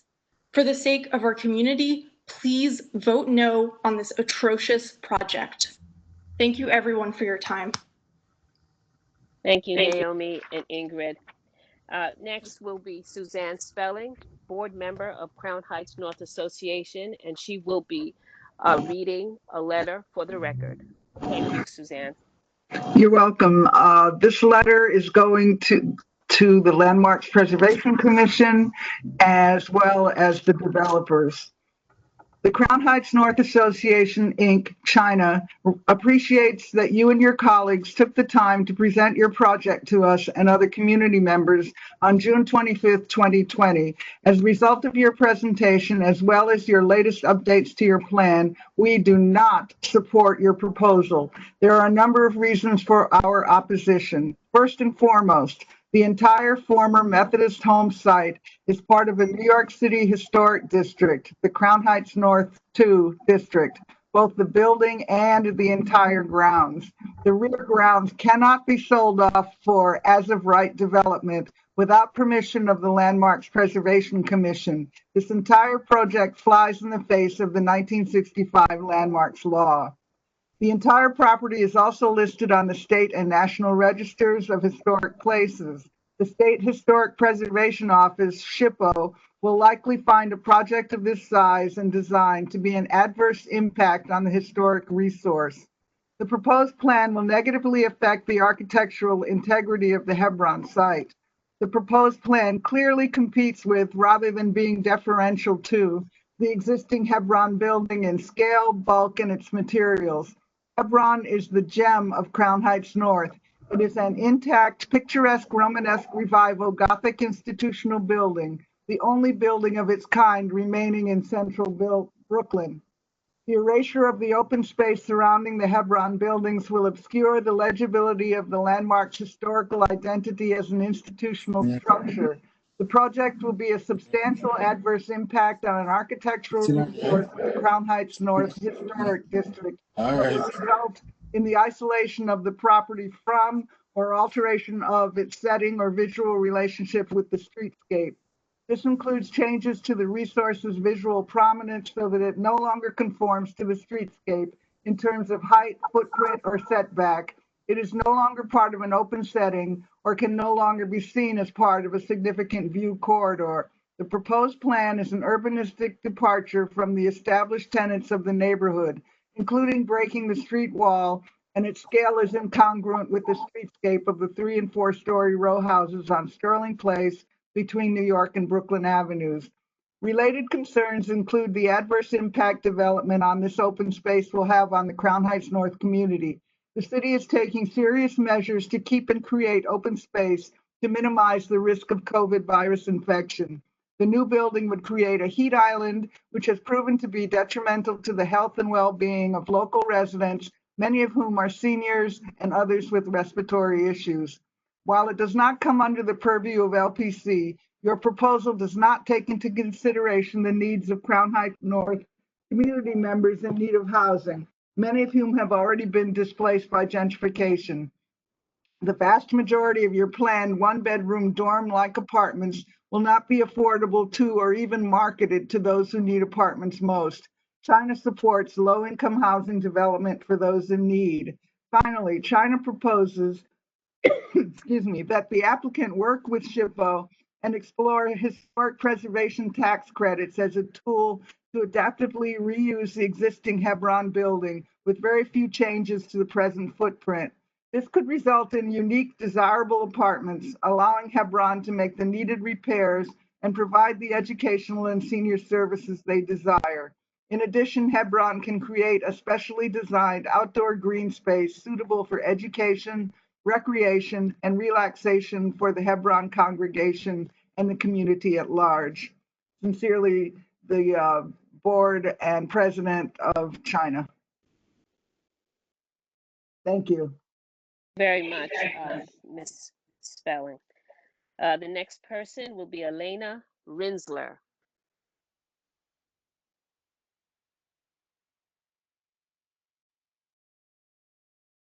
Ms. Winsler, do you still have a question? Please unmute.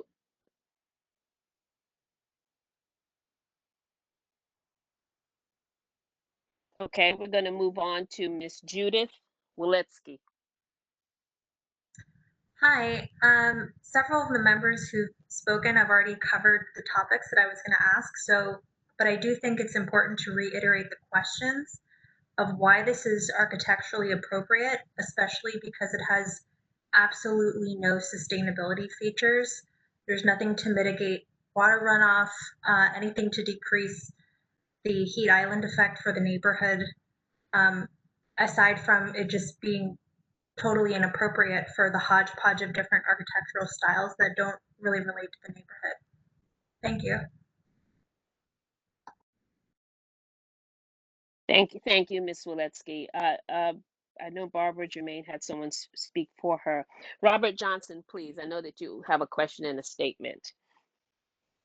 Hi, everyone. My name is Robert Johnson. I live, I'm a homeowner. I live across the street at 976 Sterling Place. I don't really know where to begin. My family decided about 10 years ago to invest in the property, understanding that this was a landmark district, feeling grateful to be caretakers of a landmark property and also to engage with and help my neighbors is something that I've begun doing and something that I enjoy, helping them maintain their properties and just further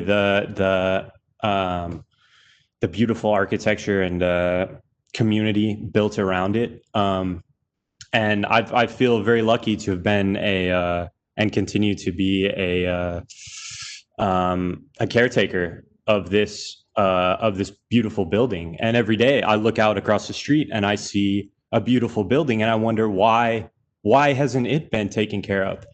And then at the beginning of this this presentation, I hear the president of the Northeastern Conference list just a litany of properties that he said that they own millions of dollars of property, right? And he lets this property fall apart, crumble right before his very eyes. The congregants come to him and ask directly for a loan. And what does he do? He proposes selling their property out underneath them. I just don't even know where to begin with this. It's a landmark district. The congregants are against the proposal. It's obviously not in keeping with the architecture of the neighborhood. And yeah, that's all I really have to say. It's just really disgusting and disappointing. I think that the preservationists who are pushing this should really think about what they mean when they call themselves preservationists, and why they think it's okay to push this in our neighborhood, when I know they wouldn't try to build anything like this in other neighborhoods. China worked hard to make this area landmarked, and to just see something like this try to get pushed over everyone who lives here and has taken care of this neighborhood for years through bad times. And now when there's some profit to be made, what happens? The developers come in and try to squeeze out what they can. It's just despicable. That's all. I don't really have a question. I'm just disappointed in the fact that it would even come this far. Thank you for your time. Thank you, Mr. Johnson, for the statement. Next would be Michael R. Hi, I live at 1102 Park Place, and I walk by this building every day. I'm just wondering about the consideration of the height, because it's so in striking contrast to the neighborhood, despite the architectural renderings that are trying to prove otherwise. And I think that the rectilinear monolithic massing of it and the lack of like any sort of considerable setback from the actual street are particularly jarring. And I think it feels almost a little hypocritical for the preservationists to speak about how they have really taken consideration of the gabled roofs of the historic structure, and the building that is being demolished because of its monolithic flat roof massing. And so I guess I just want to know what the deciding factor is, and like how you came to that decision.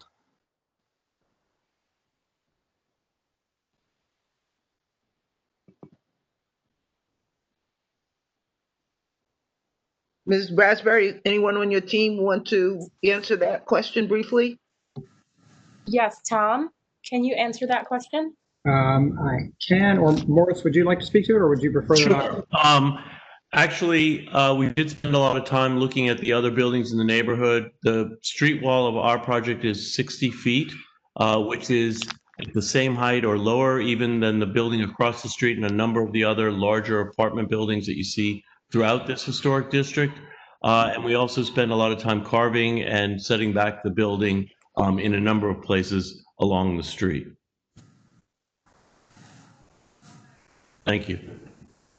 Thank you. Okay, Rob Mandelbaum.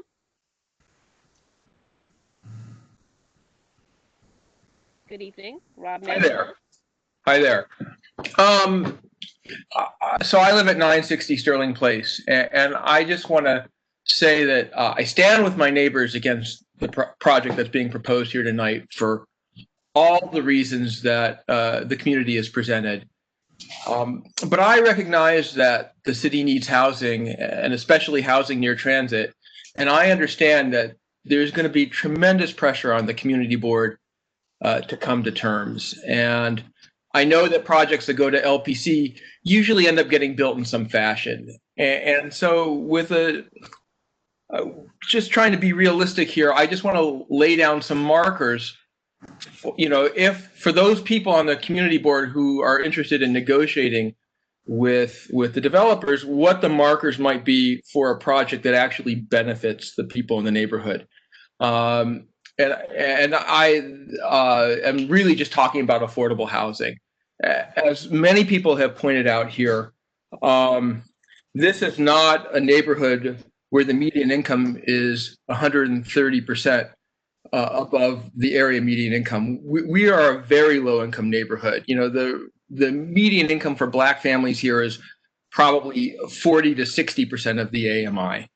And so I think that if this is going to proceed in any fashion, the developers really have to choose the option under the Affordable New York Housing Project that is in that category, you know, option A, where, you know, where most of the housing is, most of the units are available at 40 to 60% of AMI. And they have to build units that are consistent with what people actually need here and not sort of warehousing for freelance graphic designers. And I think that there has to be, you know, the community board has to negotiate terms where the landlord is not permitted to sort of reject people, you know, who don't meet the credit score requirements or who have certain criminal records. And there are all sorts of innovative approaches to sort of making sure that you know, credit scores and criminal records and, you know, prior rental history aren't barriers to renting. And I just want to say that at the end of the day, though, none of this can come at the expense of the architectural fabric of the neighborhood. If there's going to be a building built here, it's really got to be much smaller and much more consistent with the neighborhood and really preserve the green space on the Sterling Place side. So it's going to be a lot less lucrative for Mr. Gershon and probably the SDA too. But, you know, I think there's, you know, if they're going to do something like this, you know, they're going to have to give up quite a bit. And I talk in more detail in my statement about some of these barriers to affordable housing. So there's a lot more detail there if you're interested in that. That's all I had to say. Thank you very much. Thank you very much. I just want to remind everyone to try to get it to the 2-minute limit. Next up is Talia Felberg.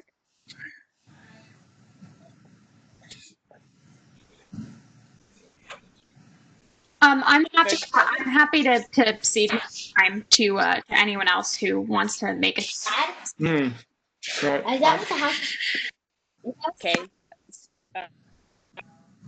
So you don't have a statement or question? Thank you. Okay, thank you. Gretchen? Actually, sorry, I do just want to register my opposition to the project as someone who lives near this building. Thank you. Okay, thank you. Gretchen, would you? Yeah, I also would just like to register my opposition. I live at 1528 Bedford Avenue. This sounds like all sorts of wrong for the community, especially now hearing from people from the congregation. It sounds like it was extremely misleading. So that's all I have to say. Thank you. We appreciate your statement. Thank you. Fior Ortiz, Joyner. Thank you. Hi, good evening. My name is Fior Ortiz Joyner. I reside at 1203 Bergen Street, and I'm the president of the Rebirth of Bergen Street Block Association. Ms. Demeraux kind of touched on a question that I wanted to ask, and so did Rob, but we haven't gotten an answer, so I'm going to ask it again. The median income for a Black household in the church's census tract is about $40,000. Would you approve a household earning a total of $40,000 as tenants for a one-bedroom apartment? And my second question would be, who will be allowed to access the underground parking and gym that will be attached to the building? Who benefits from that space? And those are my questions, and I would like them answered. Thank you. So I'm going to start, and then, you know, please, someone else from the team, maybe Jay, jump in. The City of New York manages the affordable housing program. They set the parameters and the guidelines. It's not something that Hope Street or the developer has any control over. Jay, do you want to add to that?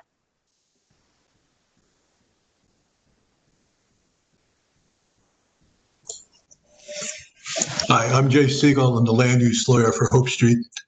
Now, you were the person who spoke before and said that we'd be providing affordable housing pursuant to the Affordable New York program is correct. We haven't decided what option yet we will choose, but that's the program, and their guidelines are the guidelines we would adopt. The question about access to the underground parking and to the gymnasium, I'd leave that to Jeff to respond to. Also I speak on the entrance can to the respond school. to that. Also speak on the entrance to the school, Jeff, because that came up earlier as well. Okay, so let me speak to the parking garage, one which is accessory to the building as well as for the benefit of the church and the school. The gymnasium is for the exclusive use of the church and the school. The accessibility is from the sidewalk level. With respect to who chooses the housing, it's all done by a third party. It is not done by Hope Street. It is not done by our measures. It's a third party which selects who gets the affordable housing units. Excuse me, one more, and to pick up what you asked, Stephanie, a comment was made a little bit earlier. So somebody was concerned about the people in the apartment having access to the school. That concern's unwarranted. There are separate tax lots, and the people who would reside in the new building would not have any access to the school, and vice versa. The tax lots are separate, and nobody has access to property that's not on the tax lot. How about the parking? Because that was part of the question. Who benefits from that? The parking is 100% allocated, the 25 spots for the use of the church/school.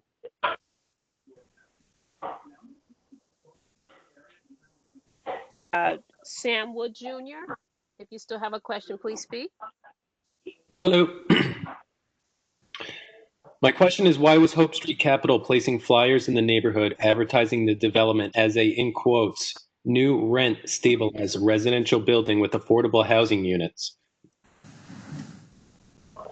The flyer was distributed throughout the community at the request of the community board in order to notify you all about this hearing. And there were specific guidelines that we had to write into the flyer. So we received a template from Community Board 8, and we just answered the questions. And those were the answers to the questions that they required that we put on the flyer. And just because of COVID and the fact that we can't meet in person, they asked that we do an extensive outreach regarding this meeting. So we had teams of people drop off throughout the community, 350 flyers, to make sure that we had a very open conversation that everyone was included in. Ms. Brasbury, can I just clarify the question, which is about the language used on the flyer, not the fact that it was distributed? Correct. It's incredibly misleading. It's not misleading. This building is going to be rent stabilized under the Affordable New York program, and will have an affordable component under the Affordable New York program. There's nothing misleading about it. It's exactly what it is. May I ask if you mean rentals? They are rentals.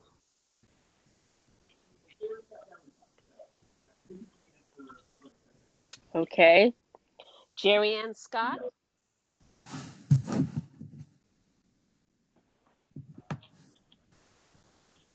I'm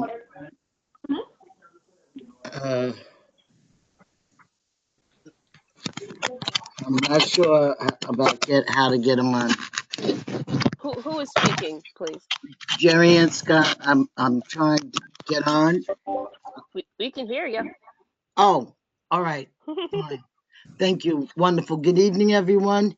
I have under a minute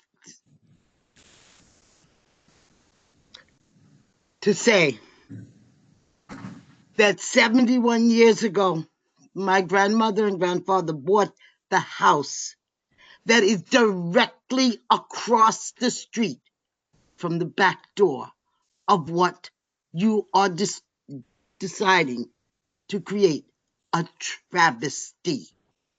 They bought this home for what is now 5 generations of us. We have loved this community. We have grown in this community.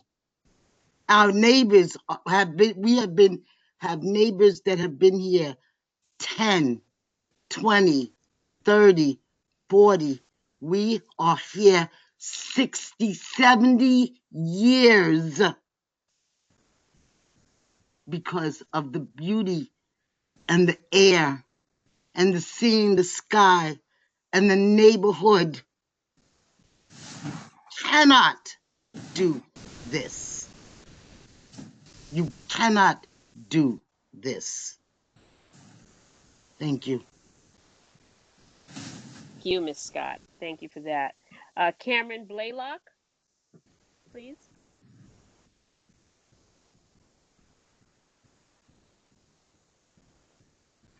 Oh, sorry, I didn't have a question. It was more so just a comment in the chat. Make your comment or you're good? No, it's been covered mostly in Rob Mandelbaum's comment. Thank you. Okay, you're welcome. Maya Murphy, please.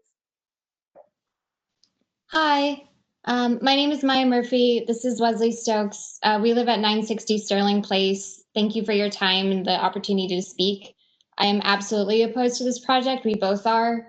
We urge the land use community to vote against it.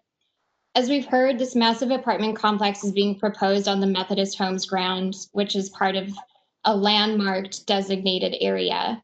Today is the only remaining 19th century institutional building in this district, and it is the neighborhood's finest example of a Romanesque revival building. Crucially, the green around this is vital in identifying it as an institutional building. When you walk down the street, that's what you notice. That's how you see it as special. That's what makes it a gem.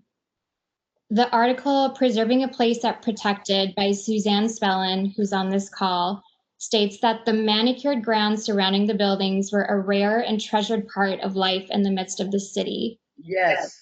This proposal will destroy that. It will destroy the freestanding nature of this building and render it unrecognizable as a landmarked institutional building. Yes, the existing building needs substantial repair, but this needn't come at the expense of destroying in one fell swoop the core identity and legacy of this site. This original building was built out of a spirit of health and charity. The grounds are a precious urban feature and offer a rare moment of respite. We increasingly understand the relationship between the green environment and human health, and that communities of color bear the health effects of losing green space most heavily. I worry about the long-term health effects that will befall the surrounding community that removing these grounds will create. There will be increased air pollution, increased noise, increased surface heat. This leads to decreased respiratory health. It will contribute to chronic stress and heart disease. I especially worry that with so many children living on Sterling Place and the surrounding streets, what happens if this green space is removed, especially combined with the known effects of large-scale construction on childhood asthma and other chronic diseases? Yes. What if Hope Street Capital plan to combat the impact of this type of environmental racism? Thank you. Yes. Yes. Yes. Thank you so much. Next we have Lauren Fauda. I have to ask everyone else who's not speaking to mute their microphones, please.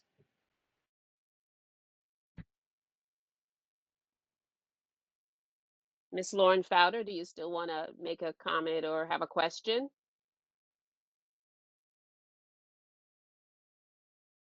Okay. Next we have Farah Souffrant, Democratic nominee for the 57th Assembly District. Please, you have the floor. Everyone, my name is Farah Souffrant Forrest, the incoming Democratic nominee for District 57, which is right next door. I also want to say that in addition to being soon to be next elected official, I am also a proud alumni of the Hebron Seventh-day Adventist School. So I have attended the church. I have been a student at the school. And it is, to me, from what I understand about the community, is that gentrification is real and has been stripping our community of the very members that make it what it is today. The Hebron Seventh-day Adventist School, in addition to be a landmark, has been an institution of pride in the Haitian community. So one, to have a developer come in and outright lie to the community, confuse them and manipulate them to get the property, that's one, that's wrong. And then two, to then propose a structure, a building that first violates the landmark guidelines or whatever the laws are, but then also go about and not actually give what the community need, which is true affordable housing. We've seen it time and time again, y'all. Profits before people. Profits before people. So I wanted to be very clear that nothing here has changed. Clearly, it's profits before people. Because even when the developer said that, oh, you can have it's AMI is set by the city. Yes, they do set guidelines, but it is up to the developer to choose what is affordable, what they will offer as affordable versus what is not affordable. So do not let them go ahead and try to shirk off that. Okay? They already started off on the wrong foot, and it seems like they're going to continue to run on the wrong foot again. In the name of what? Making profits. So I do respect what the community decides. And it seems like so far from what I'm hearing from the comments, the community decides that they don't like this project so far. But for me, it always be, how are we going to maintain the community? How are we going to make sure that the people who live in the surrounding areas can stay in their homes? And it seems like, first of all, the AMI is off. The structure is off. The environmental effects is off. The landmark, the landmark establishment is off. Whatever you call that thing, but it just is off. And when something don't sound right to me, these people get paid a lot of money to come and talk to us and explain things. And if it don't sound right, they need to go back into the drawing board and start over again. So that's just my 2 cents. I hear y'all and I support. I am strongly in opposition of this development. Thank you. Thank you. We have a second Lauren that wanted to say something. I don't have a last name, so if you're still on the line. I'm sorry. I'm sorry to interrupt, but I want to.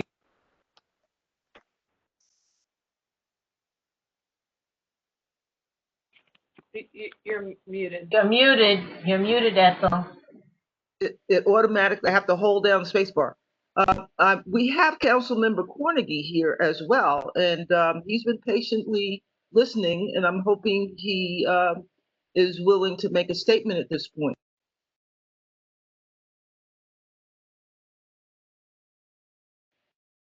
Hello? Can you hear me? Councilmember? Yes, can you hear me? Hello? We can hear you now. Yes, so it was really great to hear from the community, especially the residents that are close by. I was elected to represent this district and to serve the constituents and to do what was best in their best interest, and I'm going to continue to do that. So unfortunately for me tonight, I did hear some competing interests, even in the church and in the church plan, and I'd like to further get a solid understanding of what the church wants and what its membership wants, because I'm not clear on that. I heard two differing opinions on what the church and the church's leadership want. So I'm duly bound to listen to and try to meet the needs of the community in its entirety. So that's the residents that are close by, that's the church, that's the church's leadership. So I'm not prepared to make a statement at this particular time on this case, but please understand that this is going to be a city council decision in terms of land use and that kind of stuff. So I'm acutely aware, and which is why I don't want to rush to making a statement here tonight. You and I, Ms. Tyus, have talked about this, and China and other members have called me and had a conversation about it. It's great to hear from the community, though, at large, especially those who would be negatively impacted or positively impacted by the close proximity of this development. I don't think development should hurt people, and I don't think development should have a negative impact on communities. But, you know, the church, who has a solid stake in how this happened, I've heard from them as well, and the church leadership. So there's a lot of differing of opinions or varying ideas about what this will do. And I'd like to, as the council member, be given an opportunity to think this through, have more dialogue and conversations with the community, and not make a decision based on this particular call.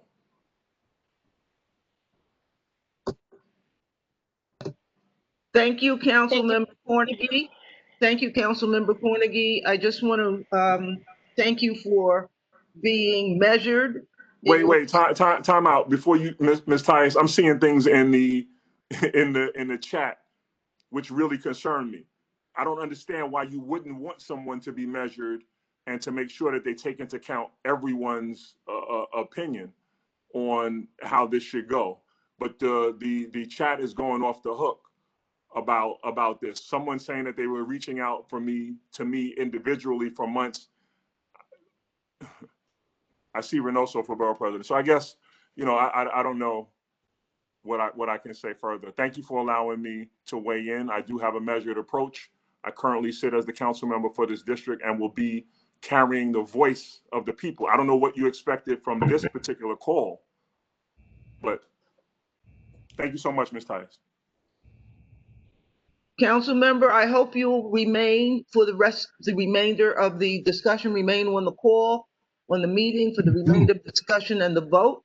This will go to the full board next Thursday, and then it goes to LPC. And my understanding of that process is that once an area is zoned, this is not a ULURP action. So I'm not entirely sure that you would see this after LPC makes its decision based on the hearing for October 20th and then a meeting after that. So I hope you will remain for the rest of the meeting to hear the vote, and also keep an eye on what happens here. I personally have to say that for the number of very educated people who are members of the Hebron congregation, architects, engineers, accountants, lawyers, that there is funding for building schools on private property under the charter school laws and rules through the New York State Department of Education. So that money's been there. I don't understand why no one reached out for that money to build the school.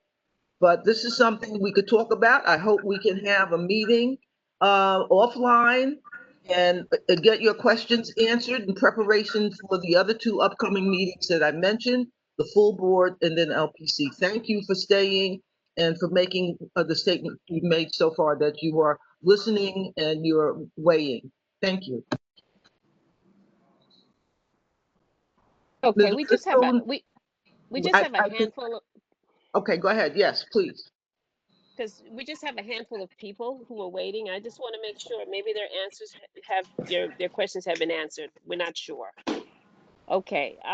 Up next would be we had a second person named Lauren with her last name is not available.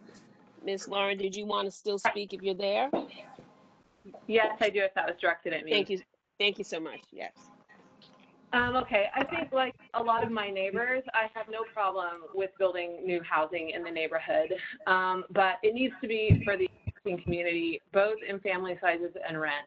And that this building includes so many small units, like some of my neighbors have already mentioned, means that it's not built for families. It will rob the neighborhood of space for buildings that do support families and schools, both Hebron and other schools in the area, public schools and charter schools alike, need families for ongoing success to support our children to become strong citizens, and families need affordable housing to help with that. I know that we heard answers about not being able to determine how many affordable housing units are in this building. I don't believe that personally. But what I do know is that a developer like Hope Street, I think you all would have, given the amount of experience that you have, quite a bit of knowledge about just how many of the units might qualify for affordable housing and what that might be set at. So I would like to hear from you. Maybe you don't know for certain, but what are your estimates, given the other work that you've done, about how much affordable, how many of these units will be affordable housing and what the threshold might be set at? Jay, do you want to answer that question?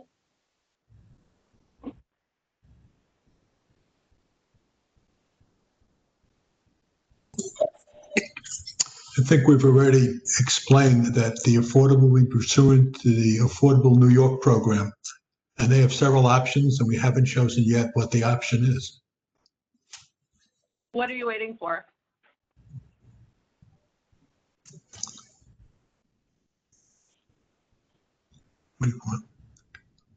We're waiting to see if the project's approved, at what size it's approved, and then we can figure out what we're going to do. Well, what are the range of options here? It's the options under the Affordable New York program, if you like. We can send you those options. You don't want them? We could send you the options, email them to the community board, and they can forward them to anybody who's interested. About the number of units that qualify and the rates that they might qualify at? So we can do that. We'll send it to you. Send it to the community board so they can forward it to you. Okay, I'd like to make everyone understand that this project's been in the hopper for years now. So tonight we're gathering information to make an informed vote. Now, Mr. Siegel, are you saying that you want to defer a vote by the Land Use Committee this evening to next month, when you had a chance to review the material that you just offered? No, I didn't say that at all. What I said is we provide the information about the Affordable New York program to you in a letter in the next couple of days. We definitely do not want to defer the hearing. As you recall, we were ready to have the hearing in June, but because there was an issue as to how much before the hearing we had provided you the information you wanted. And so the hearing was adjourned for 3 months, and we don't want it adjourned any further. I understand that completely, but what I want to make sure you understand is that you're here and asking for the Land Use Committee to recommend to the full board that they support this project. And you're holding back on information about a very important aspect of the project that's being proposed.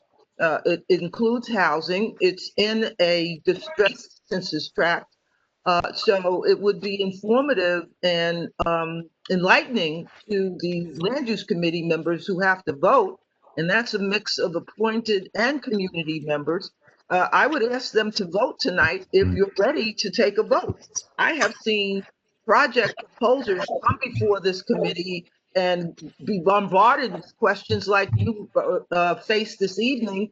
And though that proposer said, look, I had so many questions, let me go back to the drawing board and I'll come back next month with revisions that you're complaining about. So if you are not prepared to address the tranches, the different sizes of apartments that you're going to put into the affordability pot for the New York Affordability Program, I think it's going to dampen your chances of getting a supporting vote out of this committee this evening. We understand that. We will submit the information to you after the hearing. We're going to risk your negative vote. After all, this is supposed to be a vote regarding the aesthetic appropriateness of the building. It's not supposed to be a vote about affordable housing, but if you nevertheless decide that you want to make your vote based upon the affordable housing, that's your right to do it. And I didn't tell you I'm withholding information. I told you I don't have it memorized. And I'd rather make sure the information that you got was accurate. So tomorrow I will look in the books, provide the information and mail it to you. And if that information changes your mind between now and your full board hearing next week, then it'll change your mind. If it doesn't, it won't. Okay, let me just speak to that. The full board gets a recommendation from this land use committee. And if your information that you're planning to send tomorrow would add to that review at the full board, then that's a good thing. But just to go back for a minute, the project presentation was postponed in June, largely because the team didn't have a lot of answers. We got the presentation an hour or two before the meeting, and then a lot of answers were just not forthcoming. Questions came in from the audience and from the committee and the community, and the answers were just not there. So I just want to add that to your analysis of why this was postponed. No, we appreciate that. Nobody blamed you for it. I just pointed out there's a 3-month delay, that your board doesn't meet over the summer, and you're aware some other boards do. But nevertheless, we followed what your procedures were, and we waited the 3 months, and we came back with our complete program. I just didn't have memorized some of the information. Okay, I just want to point out to you, I'm sorry, I just want to keep the record straight.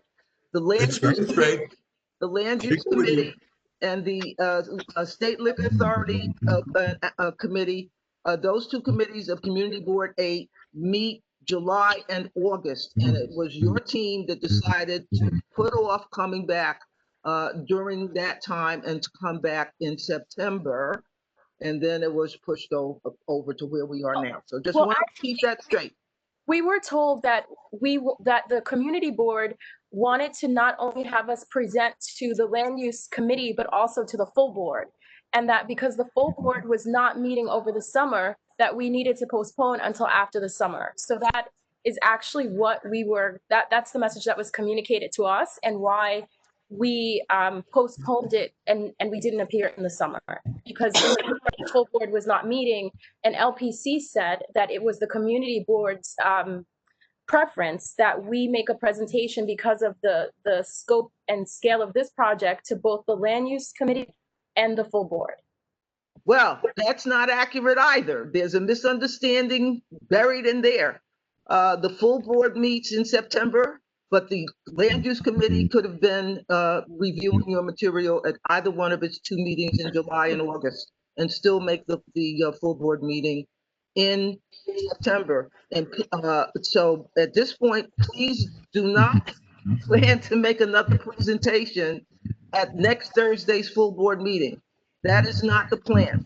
That was not the plan when you discussed this with Ms. George, and it wasn't discussed with me. So we don't do a redo of land use or of other committee meetings at the full board meeting. That would be a 6-hour meeting. Thank you. Excuse me, there are just a few more people left, and I'd like to have them have their opportunity. Dylan P., are you there? Yes, thank you. I'm here. I'm a resident of 959 Park. I live directly across the proposed site. And I want to thank everyone in the community who's come out and voiced their opposition. And I really just want to try to amplify what's being said here by all of them. I think everyone's just made incredibly good points. I'm a white male who's lived in this neighborhood for about 3 years. So I don't know if I can really speak with authority or credibility on what needs to be done to stop gentrification, but I'm pretty sure that this is not going to help this incredible community. I think it's pretty clear that the developers haven't engaged with the church in a meaningful and honest way. And I think it's pretty clear that the developers are being very unclear about what the quote unquote affordable options might be for whatever gets built at the 920 site. So I'd really encourage all of the elected officials who are on, including Mr. Cornegy, to please don't paint this as there are two sides to this. There are multiple voices in the community. I think there's been overwhelming opposition that's been voiced here tonight. I think there's going to continue to be overwhelming opposition. And I'd hope that Mr. Cornegy and other elected officials continue to to hear our voices from the community. And that's all I have to say. Thank you very much. I'd like to say something. Hold on, please. Just 1 second.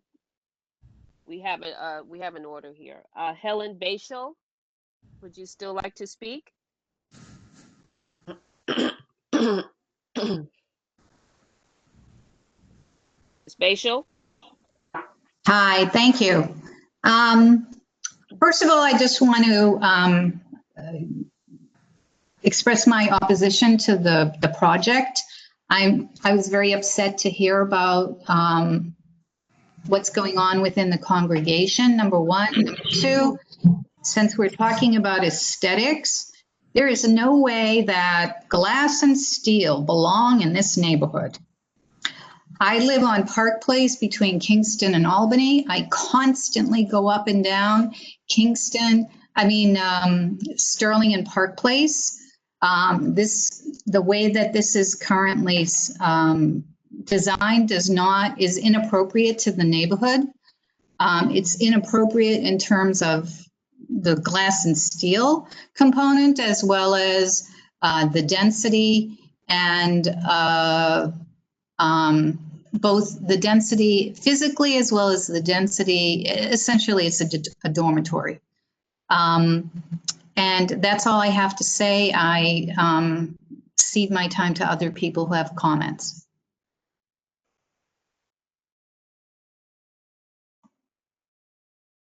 Thank you, Ms. Bashel. Next up is Najami Granville. Ms. Granville?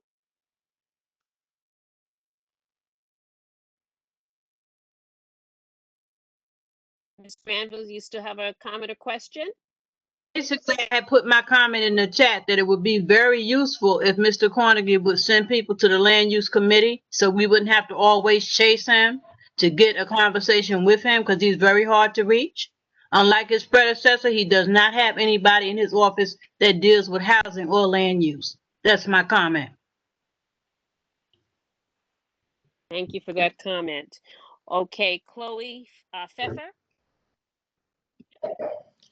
Hi, I just wanted to express my opposition to this project.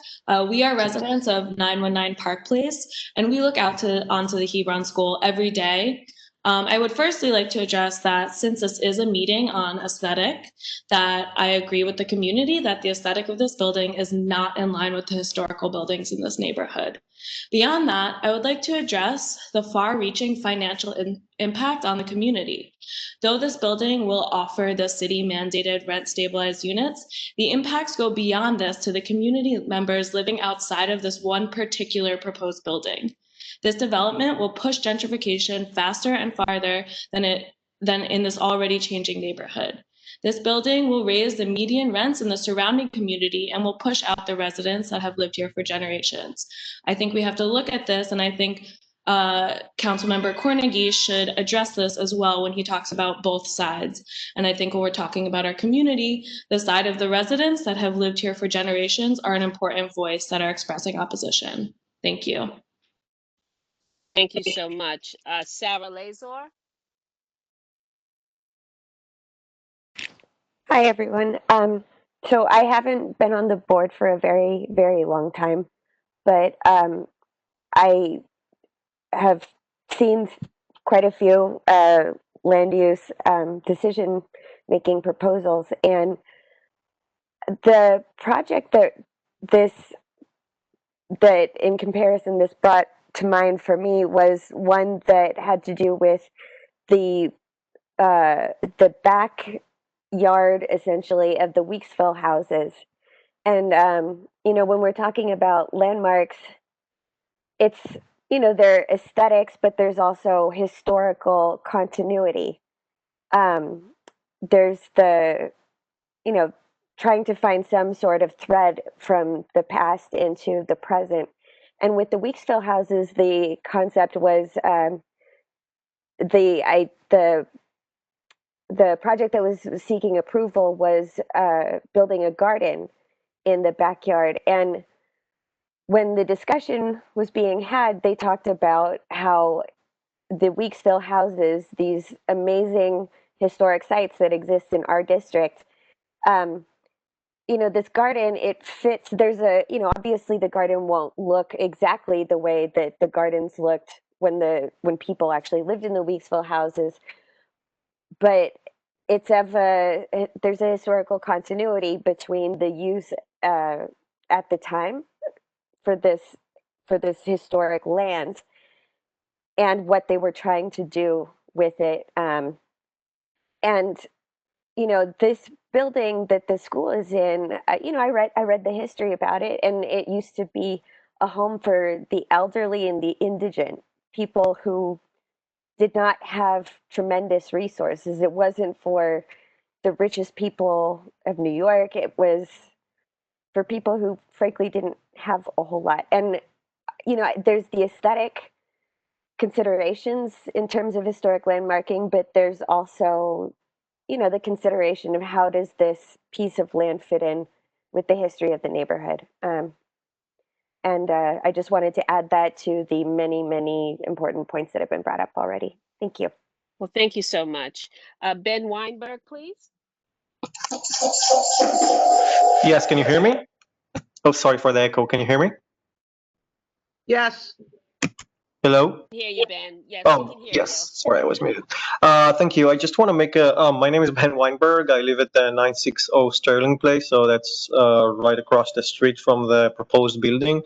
I just want to make a comment about affordability. I know it was mentioned here, the affordability program that a developer might choose was mentioned here. So I just wanted to clarify that, you know, in reality, the developer has no obligation here to build any affordable units, right? The moment that they pass the LPC, the Landmark Preservation Commission, and the LPC cannot force them to build any kind of housing. So the moment they pass that, no government agency can mandate them to do anything. They can tell us they can build 90% affordable housing, which they will not do, but there's no real guarantee for it. Now, they also say that the building will be rent stabilized, but that just means that there will be market rate prices, 70%, if they will indeed build 30% affordable housing. So 70% will be market rate prices, and they will be stabilized starting from a market rate prices, which is out of reach for most of community members. Now, just to can I give an example? I checked it because it's very easy to check. You know, we can see the other project that Hope Street Capital has built before. They take pride in it in their website. That's the developer, Hope Street Capital. They're not an expert in affordable housing. They have they've built two rental apartment buildings before. The first one in Williamsburg, 55 Hope Street, has no affordable units. The average rent there currently is $3,260. That's from Street Easy. It's very you can check it yourself. Then they built a second rental apartment building. It's in Long Island City on Jackson Avenue, I think. It's a luxury 175 unit building with 35 affordable units. So there are 20% affordable units, but 80% of the units has an average rent of over $3,000.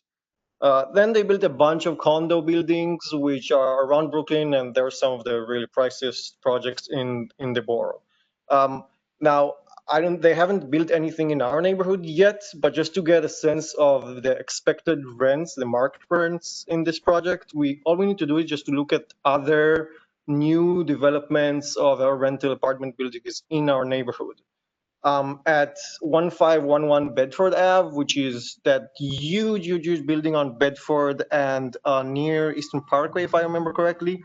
That's 142 unit rental building, opened 2 years ago. One bedroom there is sold for $2,900 a month. Across the street, there's another huge rental building, 401 Eastern Parkway.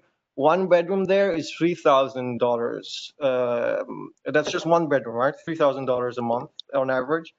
And then there's one a bit further from here at 564 St. John's Place. One bedroom there is $3,200.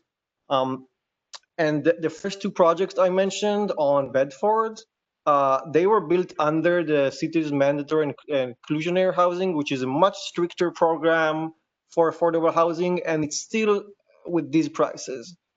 This project, again, the proposed project has it's not required to take part in any program. So they can set whatever prices they want.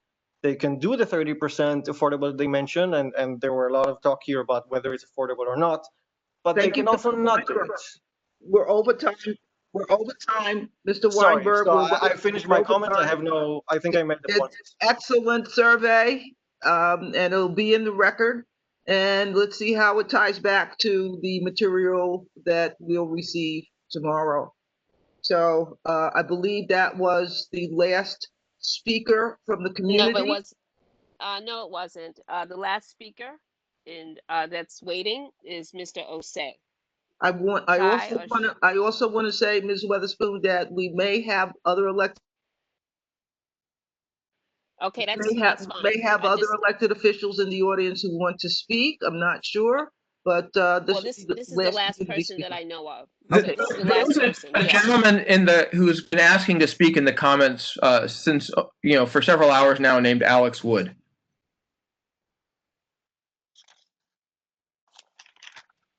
Ms. Weatherspoon will handle the who's coming on the mic next. Go ahead, Ms. Weatherspoon. Okay, so Mr. Osei. Shy Osei.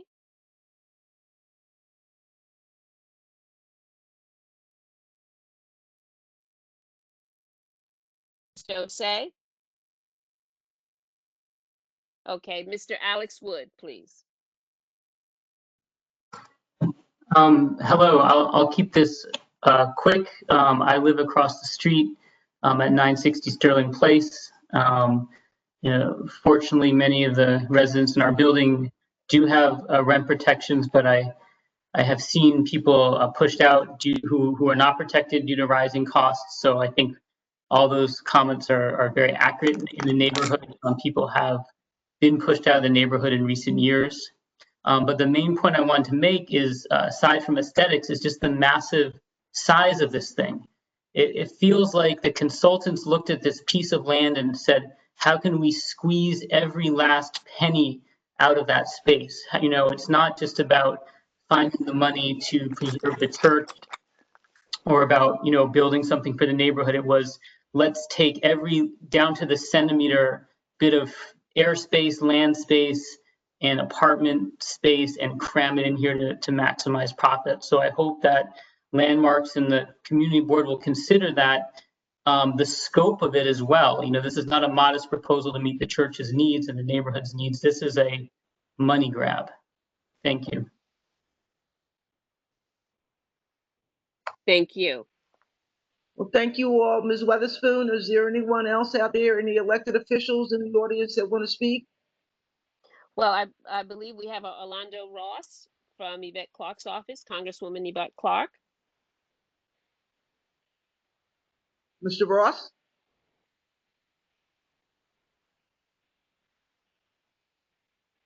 Any chance of me Hello, getting a comment in there? Hello, everyone. My name is Orlando Ross. I'm with Congresswoman Yvette Clarke. This is a very informative meeting. I just want to let you know that I'm on the call and monitoring it, and we'll be watching to see what is going to be done.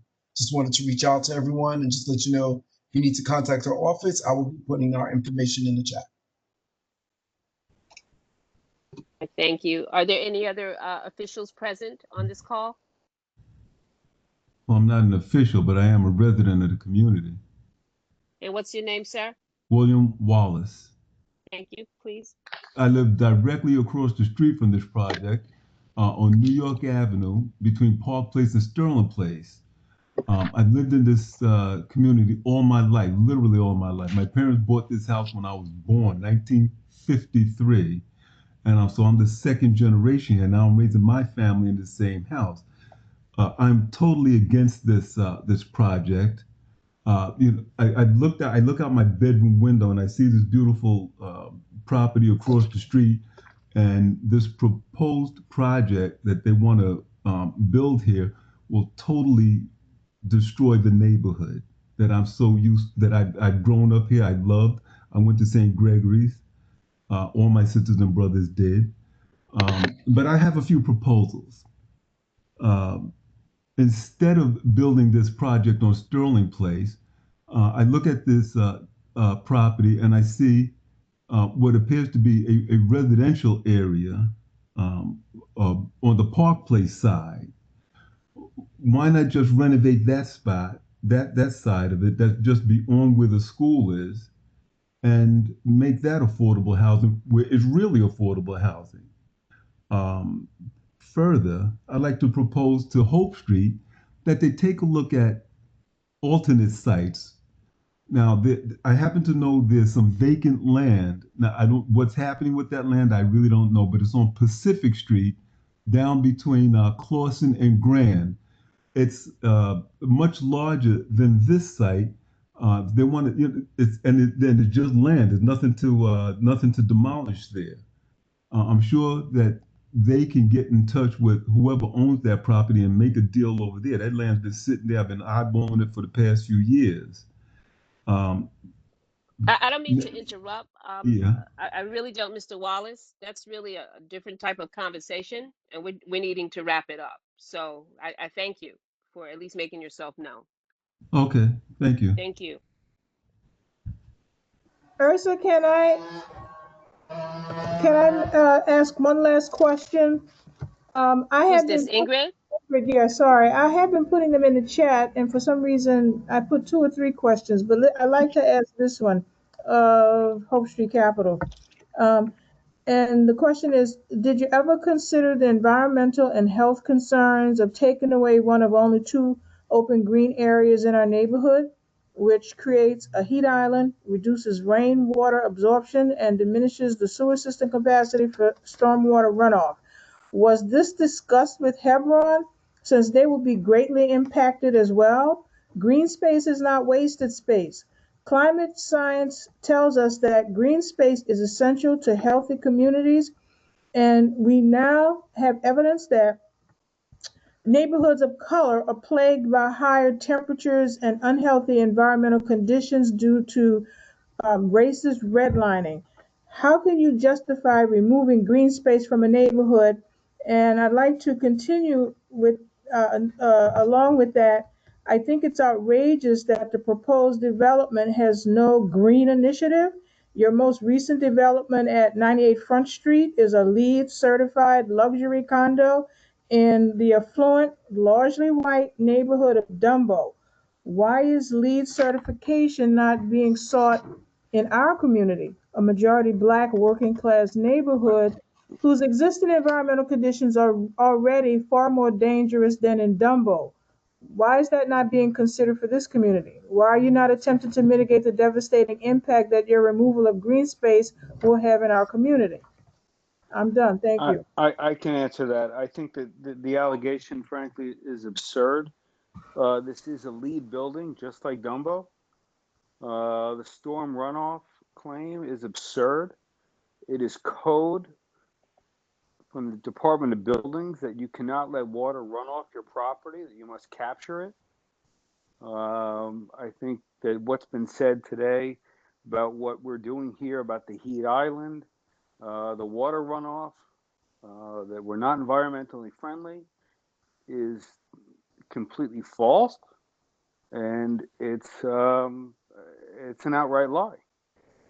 So I really don't know what to tell you. It's a LEED building. There is no runoff, and we are subscribing to all LEED parameters. None of that was explained to us on June 23rd. Well, I just You explained were it so to you. evasive. Your person, Miss Raspberry, was just so evasive about all the information that they shared with us. I was not evasive on that meeting date. The team, because there were people who were qualified to answer, especially Tiffany, let me answer it. We're not, okay. We're not going to dissolve into diatribe. If Mary struck Fred, it's still okay. There's nothing evasive about it. This has always been a LEED building. It is the building code of the Department of Buildings. If you took the time to look it up, you would know that you can't let water run off your building. It has to stay on your lot. Mr. Gershon, you can counter that by merely pointing to the page in your presentation where you indicate that the building is LEED certified. So I can do that, but I'm saying it verbally. If you'd like me to single it out. Thank you. Okay, Thank you very much. Okay. Thank you. Are there any elected officials in the audience that want to speak? Do we have questions from the committee members? Excuse me. I have something to say. I'm not an elected official, but I live at 964 Park Place. I'm the fourth generation. My grandparents bought Park Place in 1951. The only thing I want to add is when you I'm sorry. Hello. Can you tell us your name, please? I'm sorry, Sharice Terrain. I apologize. Thank you. Sharice Terrain. I'm representing the Robinson family. Only thing I would like to add is that, and I come from corporate America, is that when you come in to do any presentation, right, you have to come in to the community, right, with a different type of attitude. And I'm very uncomfortable with your attitude, sir. It's a very toxic masculinity approach, okay? And then for the young lady, the woman of color, what I don't like how you are presenting yourself, and it's making me very uncomfortable, okay? So we need to change our tone, because when you're coming and presenting to us as a community, hold on, let me finish, because let me finish, because I'm not over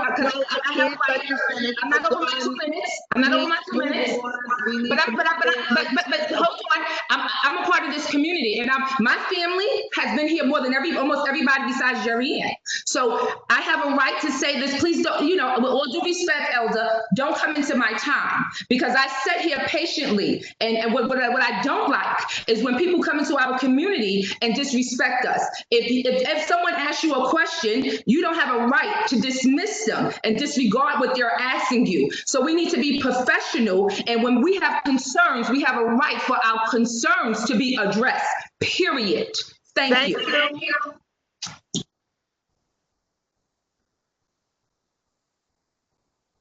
Community has spoken in depth and at length. We have board members here, committee members here who I'm going to ask their questions, and then I'm going to ask for a motion and a second so we can vote on whether or not to recommend to the full board to support this project. Committee members, any questions? Hi, Ethel, it's Gib. I do have a question for the project team, if I may. Please go ahead. I'm starting the clock. Go ahead. I think one of the most objectionable aspects of the project to me is the elevation from Sterling Place, which presents a context much, much higher than the row houses to the east. Now, I've looked at some of this developer's other projects, the architect's other projects, and particularly the one that they did at 465 Atlantic in Borum Hill has a setback that's much closer, that starts much closer to the roofs of the adjoining historic buildings than this one does. And I'd like to ask if the project team would consider changing the elevation on Sterling Place. So instead of starting the setback at what looks like sort of floor 5, actually it's really floor 6. If they started the setback at floor 4 instead, to come closer to the roof line of the other row houses on Sterling Place. And I think that would do a lot to make the massing look like it makes more sense on that block.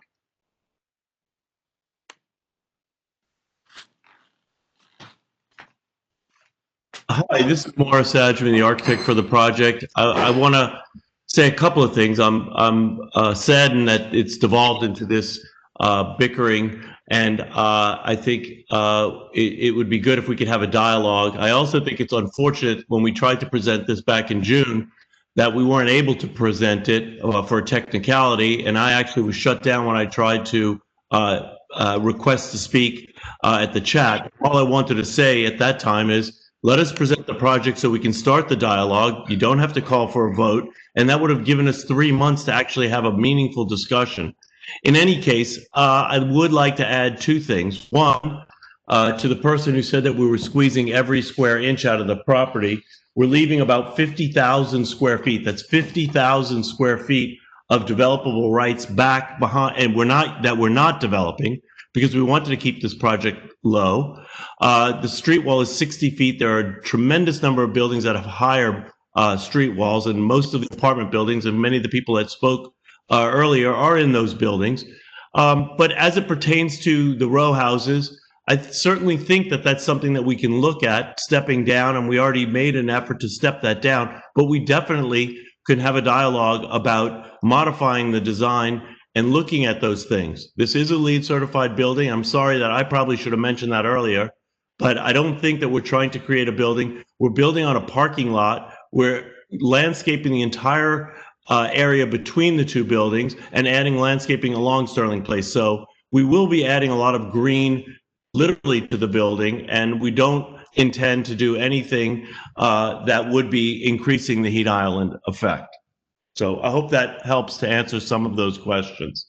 I appreciate Mr. Ajmi's answer with respect to the setback. I think that would help quite a bit on that elevation, and I'm glad that you're open to considering that. And I'd like to just address a couple other points quickly that were raised during the commentary. One relates to the affordable housing component of the project. Listen, it's not part of the LPC review, but it's very, very important to see that we get affordability levels that meet the community's needs when any project comes before the community board. I don't think it should be news to any land use attorney or any development team presenting here that a community board is expecting to see affordability at the median income that meets the neighborhood's needs, and it's not affordable New York option C.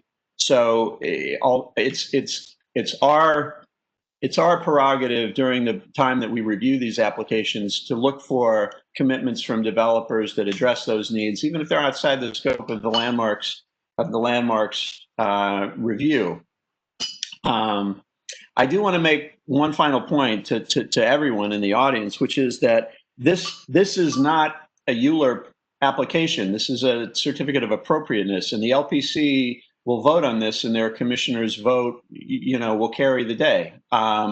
The opportunity, therefore, to defeat the project on the battlefield is not a particularly strong one. And I think the community has a better opportunity to try to get commitments from the developer to address some of these issues that were raised about context and about affordability than trying to browbeat the project into non-existence. So I would expect to try to move in that direction if that's possible. And I can come back to that later after some other committee members have had a chance to speak. Thank you very much. Thank you. Are there other committee members who may have put their questions in the chat or not, or do you just want to ask to speak now? Please speak up, ask your questions, make your statements. Committee members.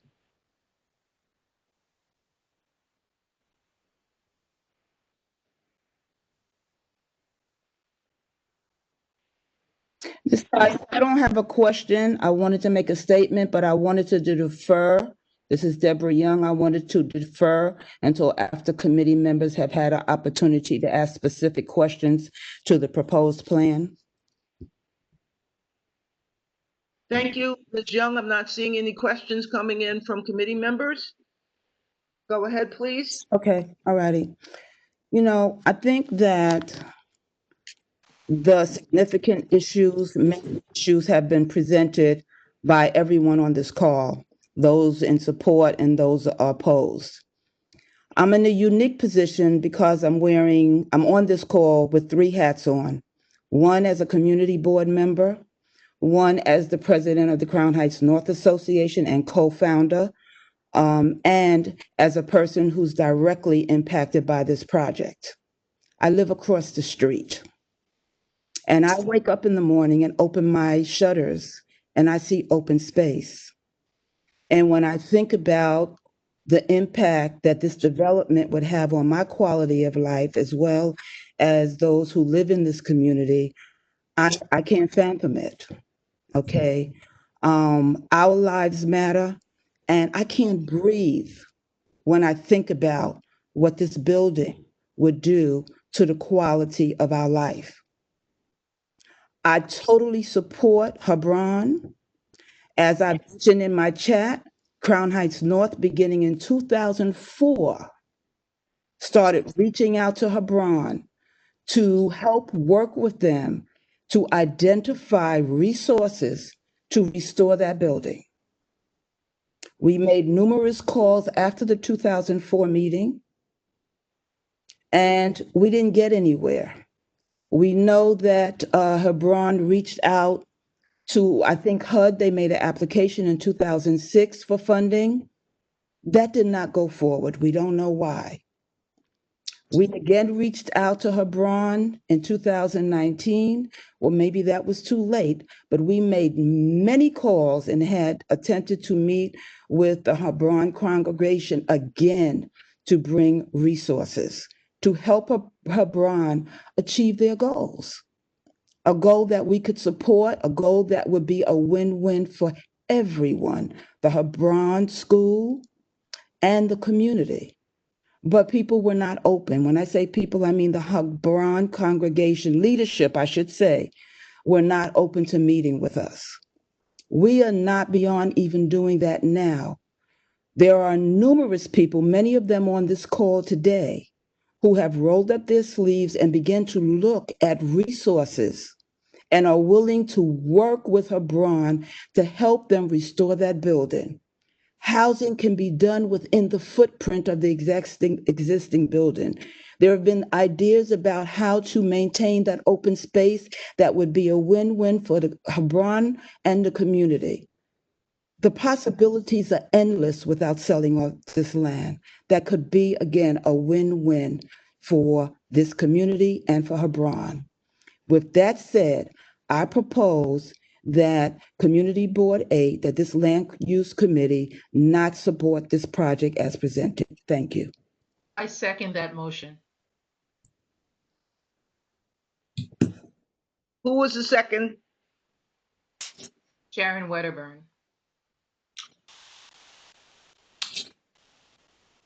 I would like to, and this is Gibb, I would like to make an amendment to the motion and that amendment is that the committee not support this project as presented unless the developers reduce this, make a setback on the Sterling Place elevation at the 4th floor to reduce the massing of the building next to the row houses of Sterling Place, and commit to Affordable New York option A, which will provide for a lower affordability level for the affordable units in the project. With all due respect, Gibb, I understand your position. I have a lot of respect for you and positions and what you bring to the table, but I cannot accept that amendment. It would require a second according to Robert's rules.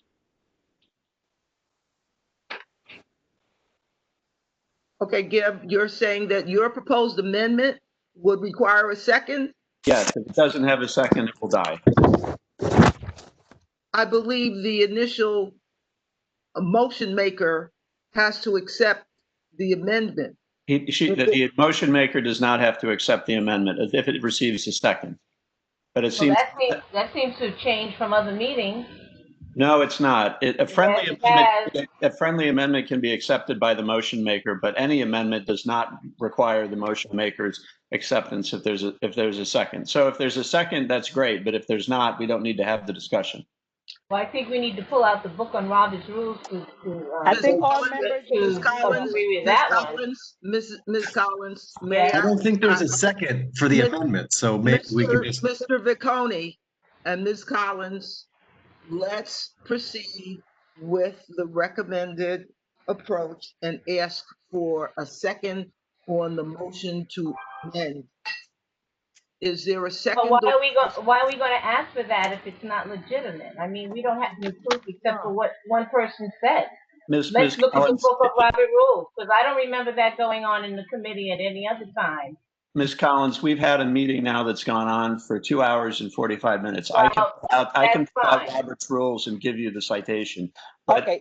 if there is no second, there is no second. So I think that's probably the most expeditious way of dealing with it.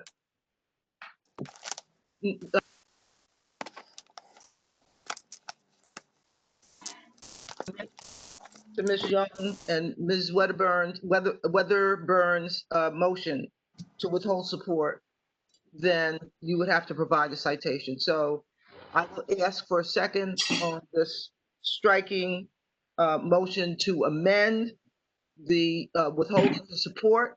In other words, to support the project if the proposer agrees to a setback at the 4th floor and the other things. Mr. Vicconi would have to put his full amendment in the chat so we have a record and it can be recited before it goes to vote. Is there a second on the amendment?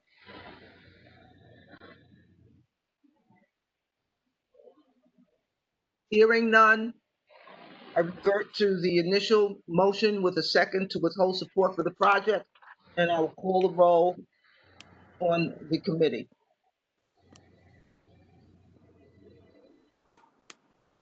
Princess Ben James, how do you vote? Yes or no? No.